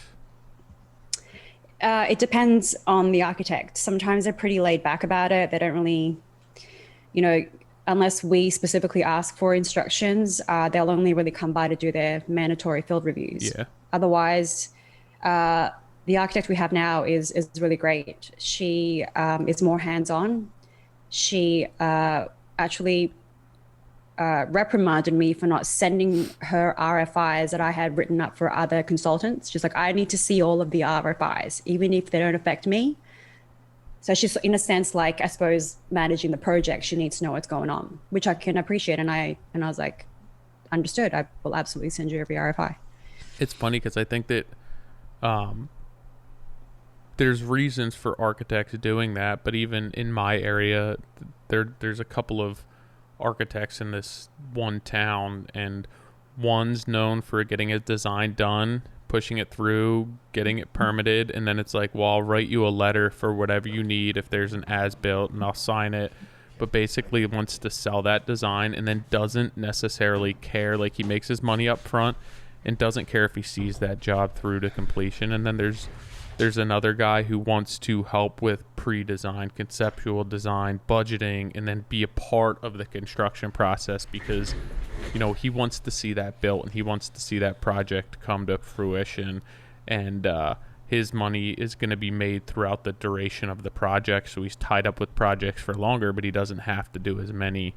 A business mentality comes and plays a part in that, but I find it more enjoyable to be with somebody who has stake in that project and wants and cares about it, you know, because I care about it and I want to execute the details the way that they intended them to be, and then be excited about it, and then me be excited about it, rather than somebody hand it over to me and be like, all right, call me if you need me to sign off on something and resubmit it to the township or give you an as-built, and just doesn't care. Yeah. It's harder for architects to do that, I think, than for us in this industry. Like, for us as the people on the tools and on the construction side of it, they're accountable to architects have to be registered. They could lose their license. Same with engineers. They do have a stake in it, at least here. But I don't think the same can be said for the construction side. Yeah, I think that I think engineers have more of a stake and have more of a liability than architects in our industry. A lot of times architects are turning to engineers for structurals or to waive liability from themselves, but there definitely is not a lot of liability on contractors, because at least in New Jersey, because you could basically have a lawsuit against you and then just open up another company. So there's no recourse. You know, it's not like we could pull your license and you can't be in business anymore. They could pull my division of consumer affairs registration and I could start something else up tomorrow under a new name. There's really not much recourse there. So that's where you hear stories in the news about unsuspecting homeowners getting scammed by someone, didn't realize that they had just opened up a new company after doing some shoddy work at the last job and being sued and whatnot. That's when you call Mike Holmes. Make it right. Isn't he? I get mad watching. Who? Mike Holmes? Yeah. Yeah, I think he's Canadian, isn't he? I think so. I don't know. I stopped watching HGTV once I started working in the trades. That makes sense. Why? You don't want to scream at the screen? I just sit there and scream. I can't give up on Mike though. Pause it. I can't give up on Mike. They just gloss over the construction part of it. Yeah. Maybe it's because I'm looking at the wrong show. Like the point is to not look at the construction. There's no show that shows it the right way. Right? I'm like, it's like I scream at the TV. It's not like that. That's a lie. Or this is so different to what I've actually experienced. Like, and it made me feel like I was going crazy. So I had to turn that channel off. It gets worse I feel like everyone's been approached by production companies, and then once you start to get into it, because you're like, I'll make a difference. I'll make a show that shows everything we talk about, and then as soon as you get into it, it's enlightening to see how much of it is dictated by something that has nothing to do with the construction industry. It's like middle America. How many eyeballs can they get on it? And can you have a duel? Can you have a husband and wife team? Can you do this, and can you do it for? How many times did they retake that scene, you reckon? Yeah. How much of it is actually scripted and how much of it is real? It's so true. That's why the flip shows are so good, because it's one room, a reaction. No one's going to get, like I said from the beginning, you're not going to know. Warren Miller films, it's like a ski video. That shows you the ambiance, the kind of the little intricacies of skiing. I want that for our industry. Still blows my mind that you know who Warren Miller is. Yeah, dude, it's awesome. don't know But how you. whatever. I don't know how you do. But to make it like TV worthy, like that sort of like high level production. It's got to go to Netflix. It's got to be longer than gotta go to 60 Netflix? minutes. It's got to, because you don't need commercials. A 60-minute TV show is actually 38 minutes of actual content, because they got to go back and they got to remind you after the commercial, all this other crap. It has to be something that you can then binge, and you will get nonstop what has to go into this if it's bingeable, So why hasn't someone done this yet? because you can't conform to the network, and you don't have the money to film it on your own, and then have it sold to someone that will accept it, like Magnolia, Netflix, Apple. I can't tell you. I haven't tried. Holmes is gonna do it. No, why? Because there's a crack. Rip everything down to the studs. He's gonna do it. Scratch. Take it to the He's foundation. gonna do it. I'm not losing hope. I feel like he's gonna have his own channel. I don't know. I see it too. Yes, thank you. At I least don't think there's I've ever something to even look forward watched to. I stopped watching him once he started screwing everything in. No nails. Everything was screwed. I was like, what? Drywall screws. I don't think you could honor the real journey though. Like if you think about, good television or a good movie, it's been edited to perfection. It seems seamless, and like just I think it's so disjointed in when it's actually being shot. But then they make it look really good. To do the same thing like filming construction, I don't know what that would look like. So have you guys I think it's the watched? same as a good design executed. We got to get somebody Yeah. from the food industry on, but have you guys watched those shows on Netflix where they like take a chef and then do like their background and how they come up? Oh, what the heck's it called? My wife watches that British beer. No, British it's not. It's baking not a show. competition show, but they're really all very well produced. But it gets into the craft of like the food industry and cooking and creating recipes and where they're growing the food from and harvesting the food. And I see something like that for our industry, and you wouldn't necessarily get into like construction nitty gritty, but more so philosophically why they're doing what they're doing.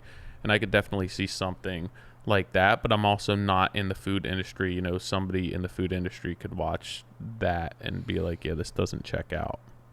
Yeah, There's probably. not enough things that celebrate each individual task that has to be made, and the sacrifice of time and effort and skill that it takes to do each part of it, whether it's framing, tile, roofing, whatever. And then, Elly, you said all this disjointedness, it all exists in every great design that you see on social media and every magazine. All that was there.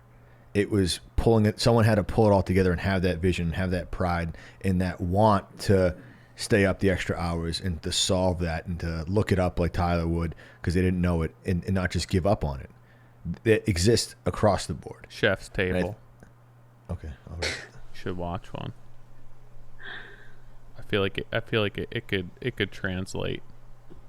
I feel like the one that I feel with architects could be, so easily taken care of if we just had more interest in each other's jobs. If we wanted to have a better understanding of what goes into each of our jobs, like, I think that would help a lot. But every time, like, whenever I ask an architect a question, like, so what's the reasoning behind this? I don't really get a straightforward answer, or maybe it's just that I'm not understanding the answer. Did you record one of those on a story? Because I would have loved to have watched that. I actually did no. I did an interview with MT Copeland for a course that I'm teaching with them. I did a class on reading commercial blueprints. It's being launched in, I think, February. But that was one of the questions that came up, and we talked a while about it. And yeah, I think it's got to be more communication between architects and construction people. I just don't see why it doesn't happen. Maybe it's think just me. I don't know. Ego. It's a number of things. I think it's also the approach to a job, because I think that commercial construction aside, I think that there's there's not enough relationship between architect and whoever's building that job, like the entire bidding process, where it's like we're going to have an architect design a job with no contractor in place and then send it out to bid. Now you had somebody design an entire house without a budget, without any sort of construction, anyone to bounce ideas off of. I think that it would be much more feasible to have them involved from the get-go if that was more of the way that we approached residential construction projects, where it's like, hey, this is our contractor, let's bring the designer on board from the get-go to design this job. But it's also very difficult for a contractor to do that because they make money working, building the projects, not necessarily designing the projects. But I think that if more people had in-house design and that was part of their business structure, that it you know, if you had an architect on staff that was doing your projects, that obviously it'd be easier, because then you're actually working as a team and you're not two separate entities. I think with the specialization and everything else too, people have have less comprehensive understanding of the entire project. Yeah, that's something that I've learned over the last job too. Was some areas are just so specialized. You need those people to give you the answers and to help you find the solutions. And sometimes you just don't time it right. Again, how are you integrating this specialization into what's supposed to be this cohesive project, when you have all of these, you know, you're taking all of these individual components and you're trying to create a seamless finished final product? It's very hard to blend all of those separate tasks and those separate specialty trade contractors to come out with something, versus somebody who comes and does, you know, frame to finish, where they're a part of that entire process. Now you're trying to blend those things and basically create this synergistic product with multiple hands, and I think it's very tough to do so. If I wasn't doing this, I think I would love to shadow an architect for a year, and then I would love to have an architect shadow me for a year. I don't want anyone to shadow me for a year. Oh, come on. What if you have so much to gain from it? I don't know. I need my space. People ask me all the time, and I'm like, a week. Not that good.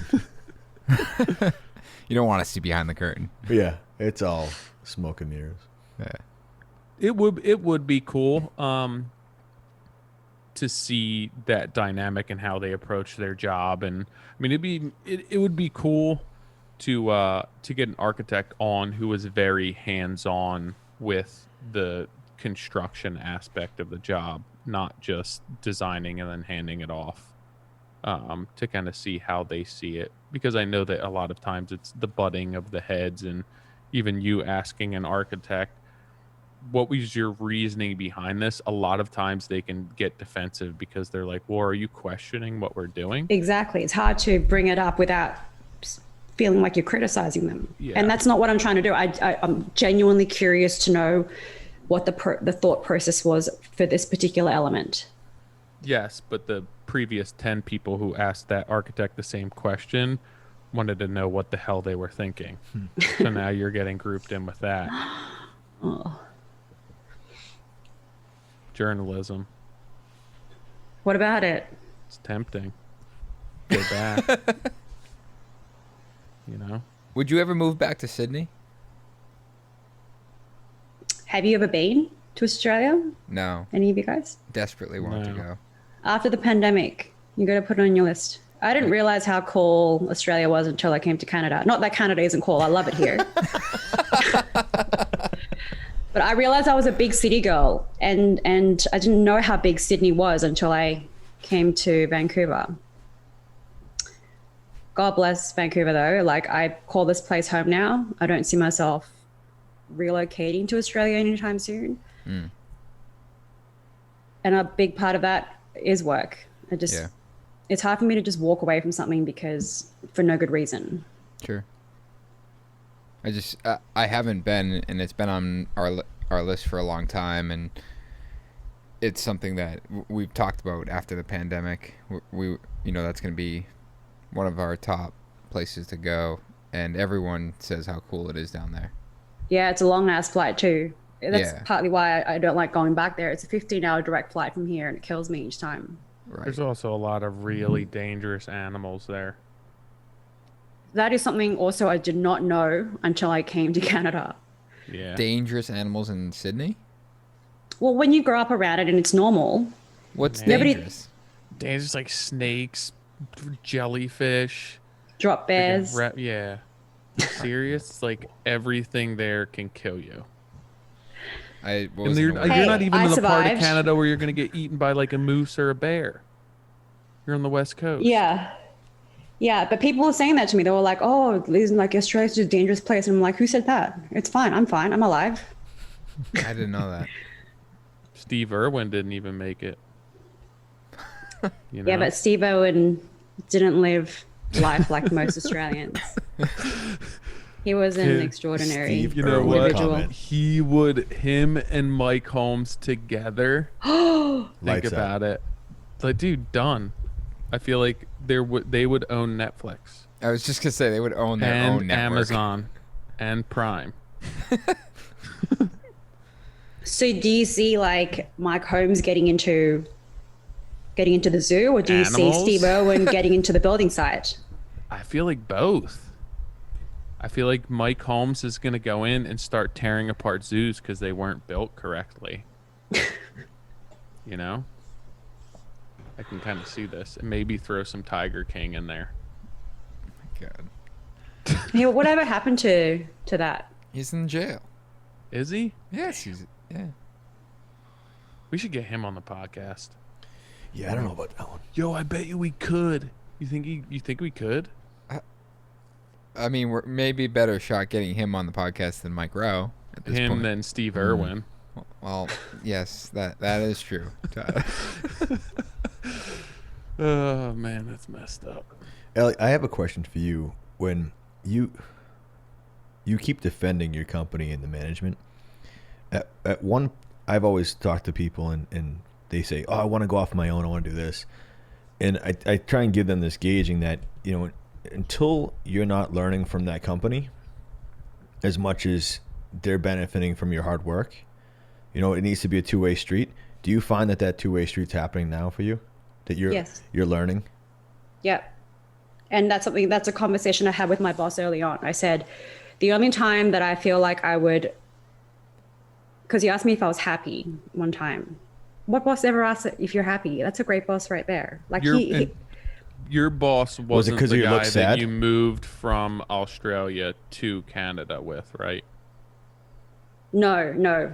All right, just No, making sorry. Yeah, when I moved to Australia, I was still working in publishing. But my boss that I'm working with now asked me that question early on when I joined the company about a year in. He said, "Are you happy?"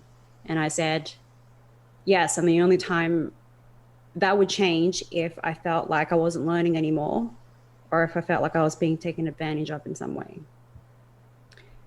That was a conversation that we had really early on, and it made me feel like he valued me not just for what I could do, but for who I am, who I was as a person. And so he's also a mentor to me in a sense. Yes, he's my boss, but he's also someone that I've learned a lot from. So it's not easy to just walk away because of, one or two bad experiences that, yes, have had an impact, but how do you keep a gauge on not just being happy? It's like you said, being taken advantage of. How do you keep? I found that I've always blurred those lines in the employer's side, meaning I've tipped the scale that way. But when someone said, hey, we're going to give you a raise, I would then work harder. Or if, this didn't turn out right, I'd work harder. That was always my thing. So there was never a point where I was like, you know what, I'm working too hard for this company, because it was curated in a way that I was still given great opportunities, even though, you know, it's like when I first started, I was with the company for 7 years. When I left there, I was making $18 an hour. I should have been in like the high 20s, but I didn't know any better. So for you, 3, 5, whatever years in, how are you keeping a pulse on that, where like some of your coworkers could be numb to it at this point and just go, hey, it is what it is. It's not always greener on the other side. Yeah, that's a great question. I try to just listen to my gut. Like if something feels like it's not right, I will listen to that. And at the end of the last job where I did feel really stressed out, I felt like something was wrong. And so that's why we had that conversation. We had to have that talk. And I felt a lot better after we did.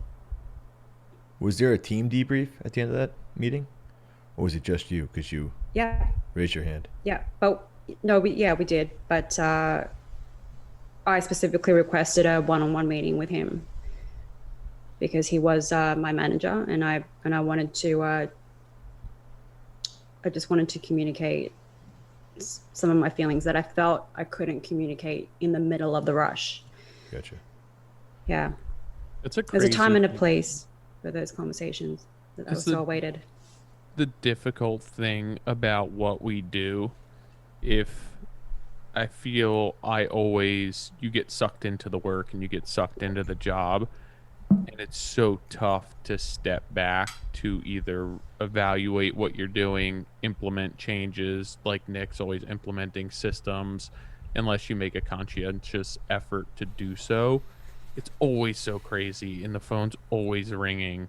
It's so hard to stop and change, to kind of hit another direction, or adapt, that it's almost like you're in it and you got to just keep swimming and swimming, where realistically the best thing to do would be tap the brakes, evaluate, assess, inventory, implement changes.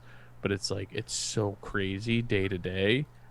Like half the time, you know, they're just like, oh, I need to make a phone call because the tile didn't get delivered. And then I start working. I'm like, I don't want to stop for 2 minutes to make that phone call. I'm in the middle of something. It's so hard to do. You keep telling yourself you're going to do it, and a lot of times you don't. I don't think that changes, though.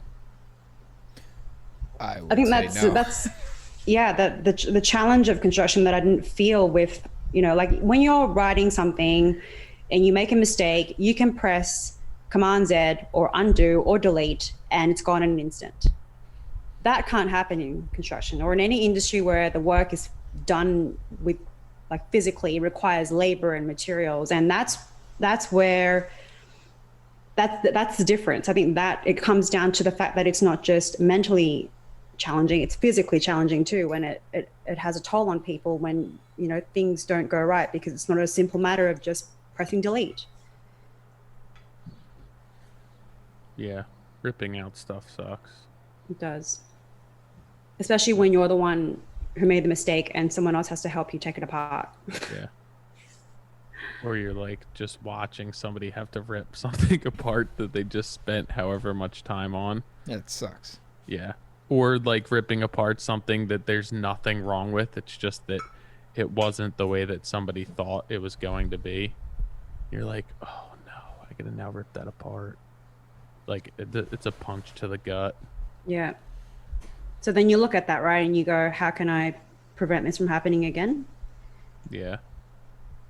It's just tough. Like, I think maybe part of that, where I think that we need more people like that coming into the industry from other industries with more of a business mentality or a systemized approach to what we're doing, because I think that so much of our management is built from within, you know, like it's the carpentry route up or the labor route up, where we do need some of those fresh eyes within the industry, even in the management level, to be integrating systems and processes, because it's so tough to make any changes when you're working your way up and your head's in the middle of it every day, and like you don't you don't have the experience, you don't have the business mindset.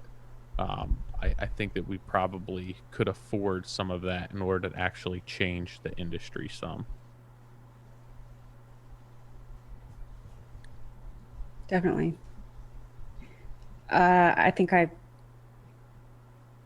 don't know why I feel so much doubt over my own experience. Like I hear about it happening, from friends in the industry as well. And yet I feel like there's something that I'm doing wrong. Like there's one person that I work with on a regular basis, and it's like this weird thing where part of my job is to make sure that he's always busy and has something to do. So when we go over things, instead of acknowledging anything, he'll just walk away. And I'll stand there thinking, is he upset? Is he going to the washroom? Is he going to get tools? Did I say something wrong? And it makes me wonder, like, my communication style with him must be flawed. I must be doing something wrong. I don't think, oh, he's just an asshole, Have you ever asked him?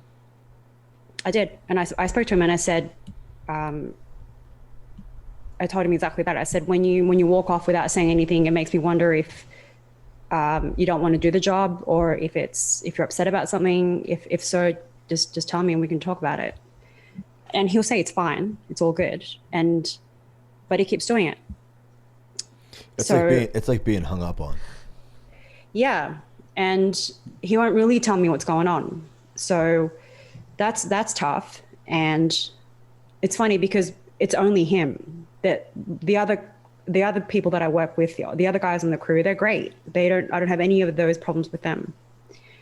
So it just makes me think like, oh, something must be off about the way that I communicate with him. I have to change the way that I talk to him. What was the history between you guys I feel like it's easier just to moved up? blame everyone else, don't you?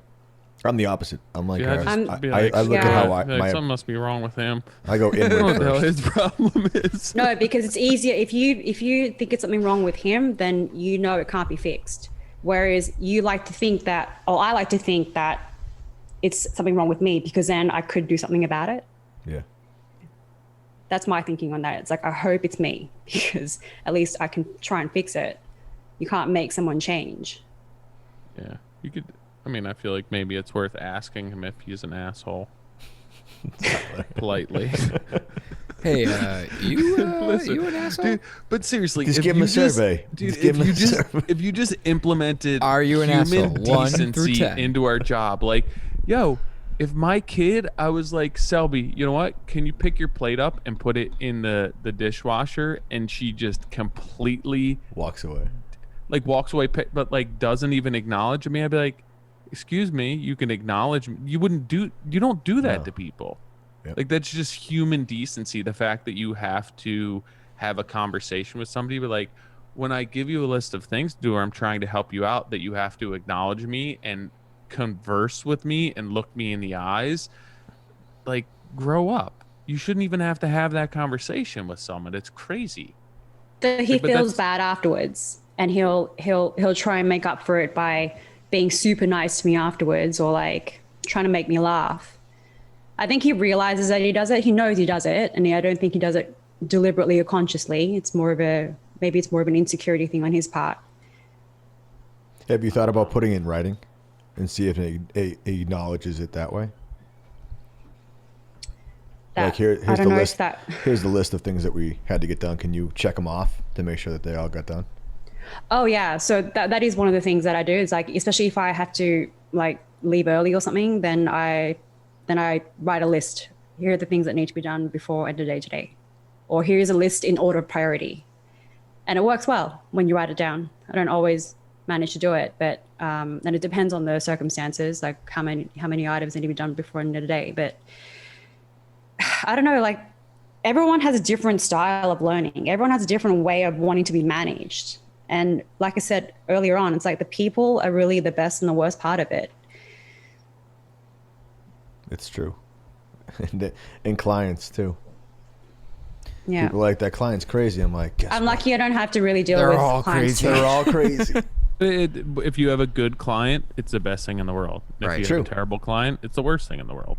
It is. I mean, I But think it's also how you manage it, and it could go wrong because of that game of solitaire. You put the wrong card in the wrong spot, right. I mean, and I then think the rest of the game sucks. to bringing this full circle, like exactly what you just said, Ellie, in the beginning, is the best and worst part of this industry is the people.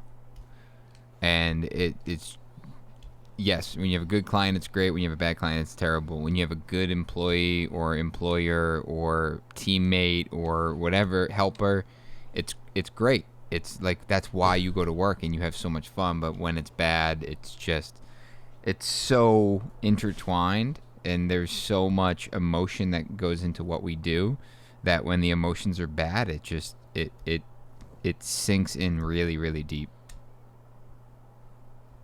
Does. I think that Tyler doesn't. Is that what you just said? No, he definitely does. no, I struggle with the people aspect of the business the most. I got into it for the carpentry. I got into it to build. I don't necessarily want to be spending the majority of my energy managing people and personalities and ensuring that people feel a certain way. It's like I want to show up and build and put my head to the grindstone, and that's kind of why I got into it.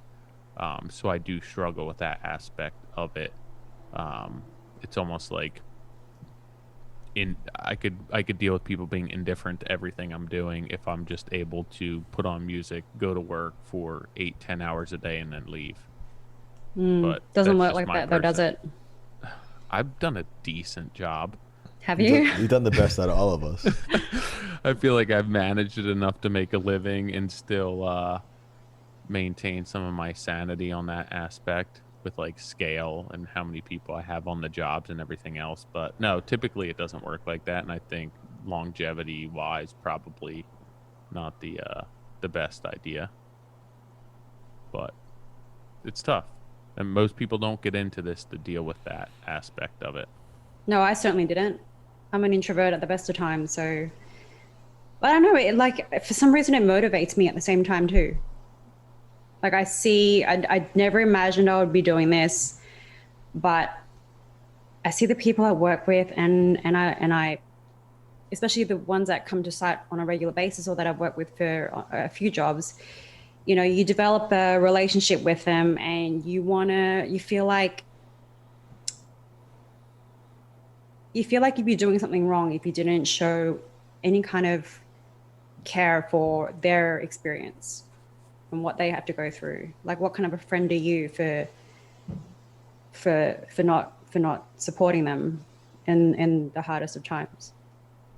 Yeah, I think that's human decency, and that's going to make for long-lasting relationships. I think that if most people had that outlook, our industry, the world, might be more of a better place. It's just I think it's tough in our industry because a lot of times there's not enough time to have that mindset, and there's not enough time to really gauge everyone's feelings. And like you said, at one point in that construction industry, you know, you're not allowed to have feelings in it. And I think it's just one of those things where it's get it done, clean up, move on to the next one. We don't necessarily care how you feel. This isn't about that's emotions. the problem. It is. It really is a problem because we're all human beings with feelings, and pretending we have none of them doesn't make them go away. It makes everything worse. I also like to think that if you're not building with emotion, that you're not necessarily, I don't think that you can necessarily build a brand or have any sort of style to what you're building or really build with your heart in it. Because then I think you're just kind of going through the motions and you're connecting the dots and you're assembling rather than creating or building. And it's such a hard industry to do that, considering how physical it is, just to go through the motions every day. If your heart's not in it, I don't know how people do it. And you're not, realistically, most of those people aren't getting compensated well. I think the hardest part is, we've all been in relationships that someone's broken up with us and you've tried to put more effort into salvaging that relationship. I think it's trying to put that effort into whether it's subcontractor relationships, employees, clients, the way you would before it fell apart. Right? Like that, the intensity you'd put into that to make it right. Why wouldn't you do that the whole way through? And yeah, it takes effort and it takes that, but I think out of all the conversation we've had, it's just time, slowing down. Yeah. It's just having, the reason why we don't have enough skilled people is because the industry's going at such a pace that we can't catch up. And if we just say no more and tell people to wait, and it's in a world where people are impatient and everyone wants it prime and tomorrow, and craftsmanship's being thrown to the side to get stuff done as fast as possible, it's hard to do that. And that's what I think about every day, is like that I put the effort into each one of the people that works for us, that they're going to want to stay with us for a lifetime, for a career, not a job, a career. Like, this is the one thing they put in their resume forever. And if they go, they're going to start their own thing because we're giving them every tool possible. And then every sub that comes on, I don't want to be their friend, but guess what? If I treat them the right way, the way I'd want to be treated, then we become friends.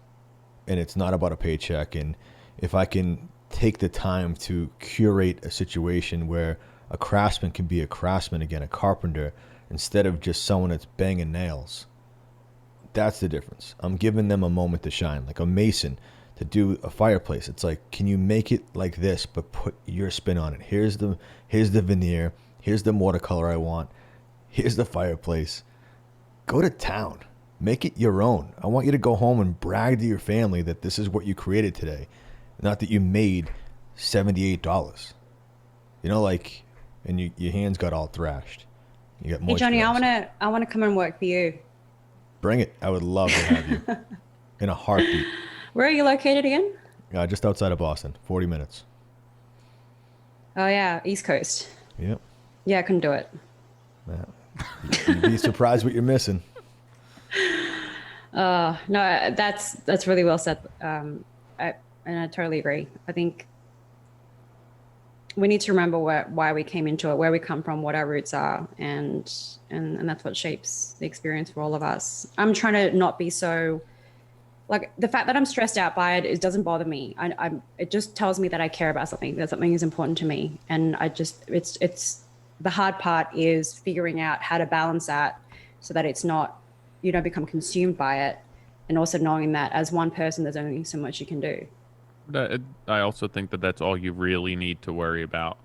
And I think that the rest will come. I think you focusing on how you can change your bubble right now, the necessary changes, and do the best job that you can. And then I think that the results will follow, and whatever impact you're meant to have will follow. But I think if you set your sights too big or so concerned about big picture, you might kind of bog yourself down. So I think that especially with the industry and your experience and learning and kind of the anxieties that you're having, my suggestion would just be pinpoint your focus, control what you can control, and then let that impact naturally happen. And I think that it'll come, and it probably already has, but don't overwhelm yourself with too much at one time. Are you talking to me? Appreciate the advice. Yeah. He's talking to me.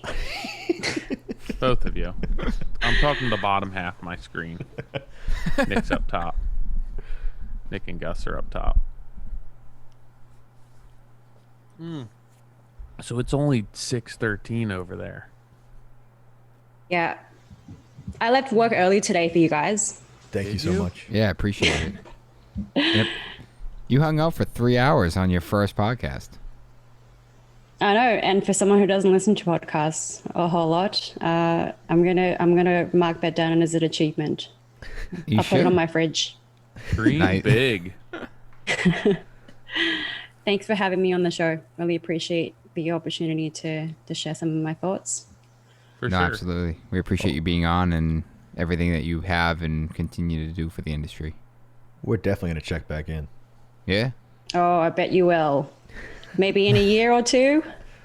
Yeah. See where we're at. Yep. Yeah. We'll meet down in Sydney, Australia. Well, let's do it. Actually, I need a reason to go back there. So Done. Nick's like, take. I bet there'd be a lot of people who'd be interested in jumping on the podcast over there with you. You'd have the backdrop of the beaches and the beaches I could never appreciate until they were gone for me. Yeah. We'll have to get some contacts down there. I don't know Alrighty. anyone other than Steve, and he's gone. Ellie, Might be thank able you to so help you much. out there. We could talk later. All right. Okay. Thank you. Take care, Thank you. guys. Take care. Bye. This podcast is brought to you by Duration Moulding and Millwork. The fact that Duration Moulding and Millwork profiles are the only composite materials readily accepted in areas controlled by Historical Architectural Review Board tells us a lot. Not only can original profiles and details be matched to a T, but the end result will be indistinguishable from wood. And thanks to its stability and durability, your work will stay looking like it did when you left the job. To learn more about Duration Polyash products, please visit their website at durationmillwork.com.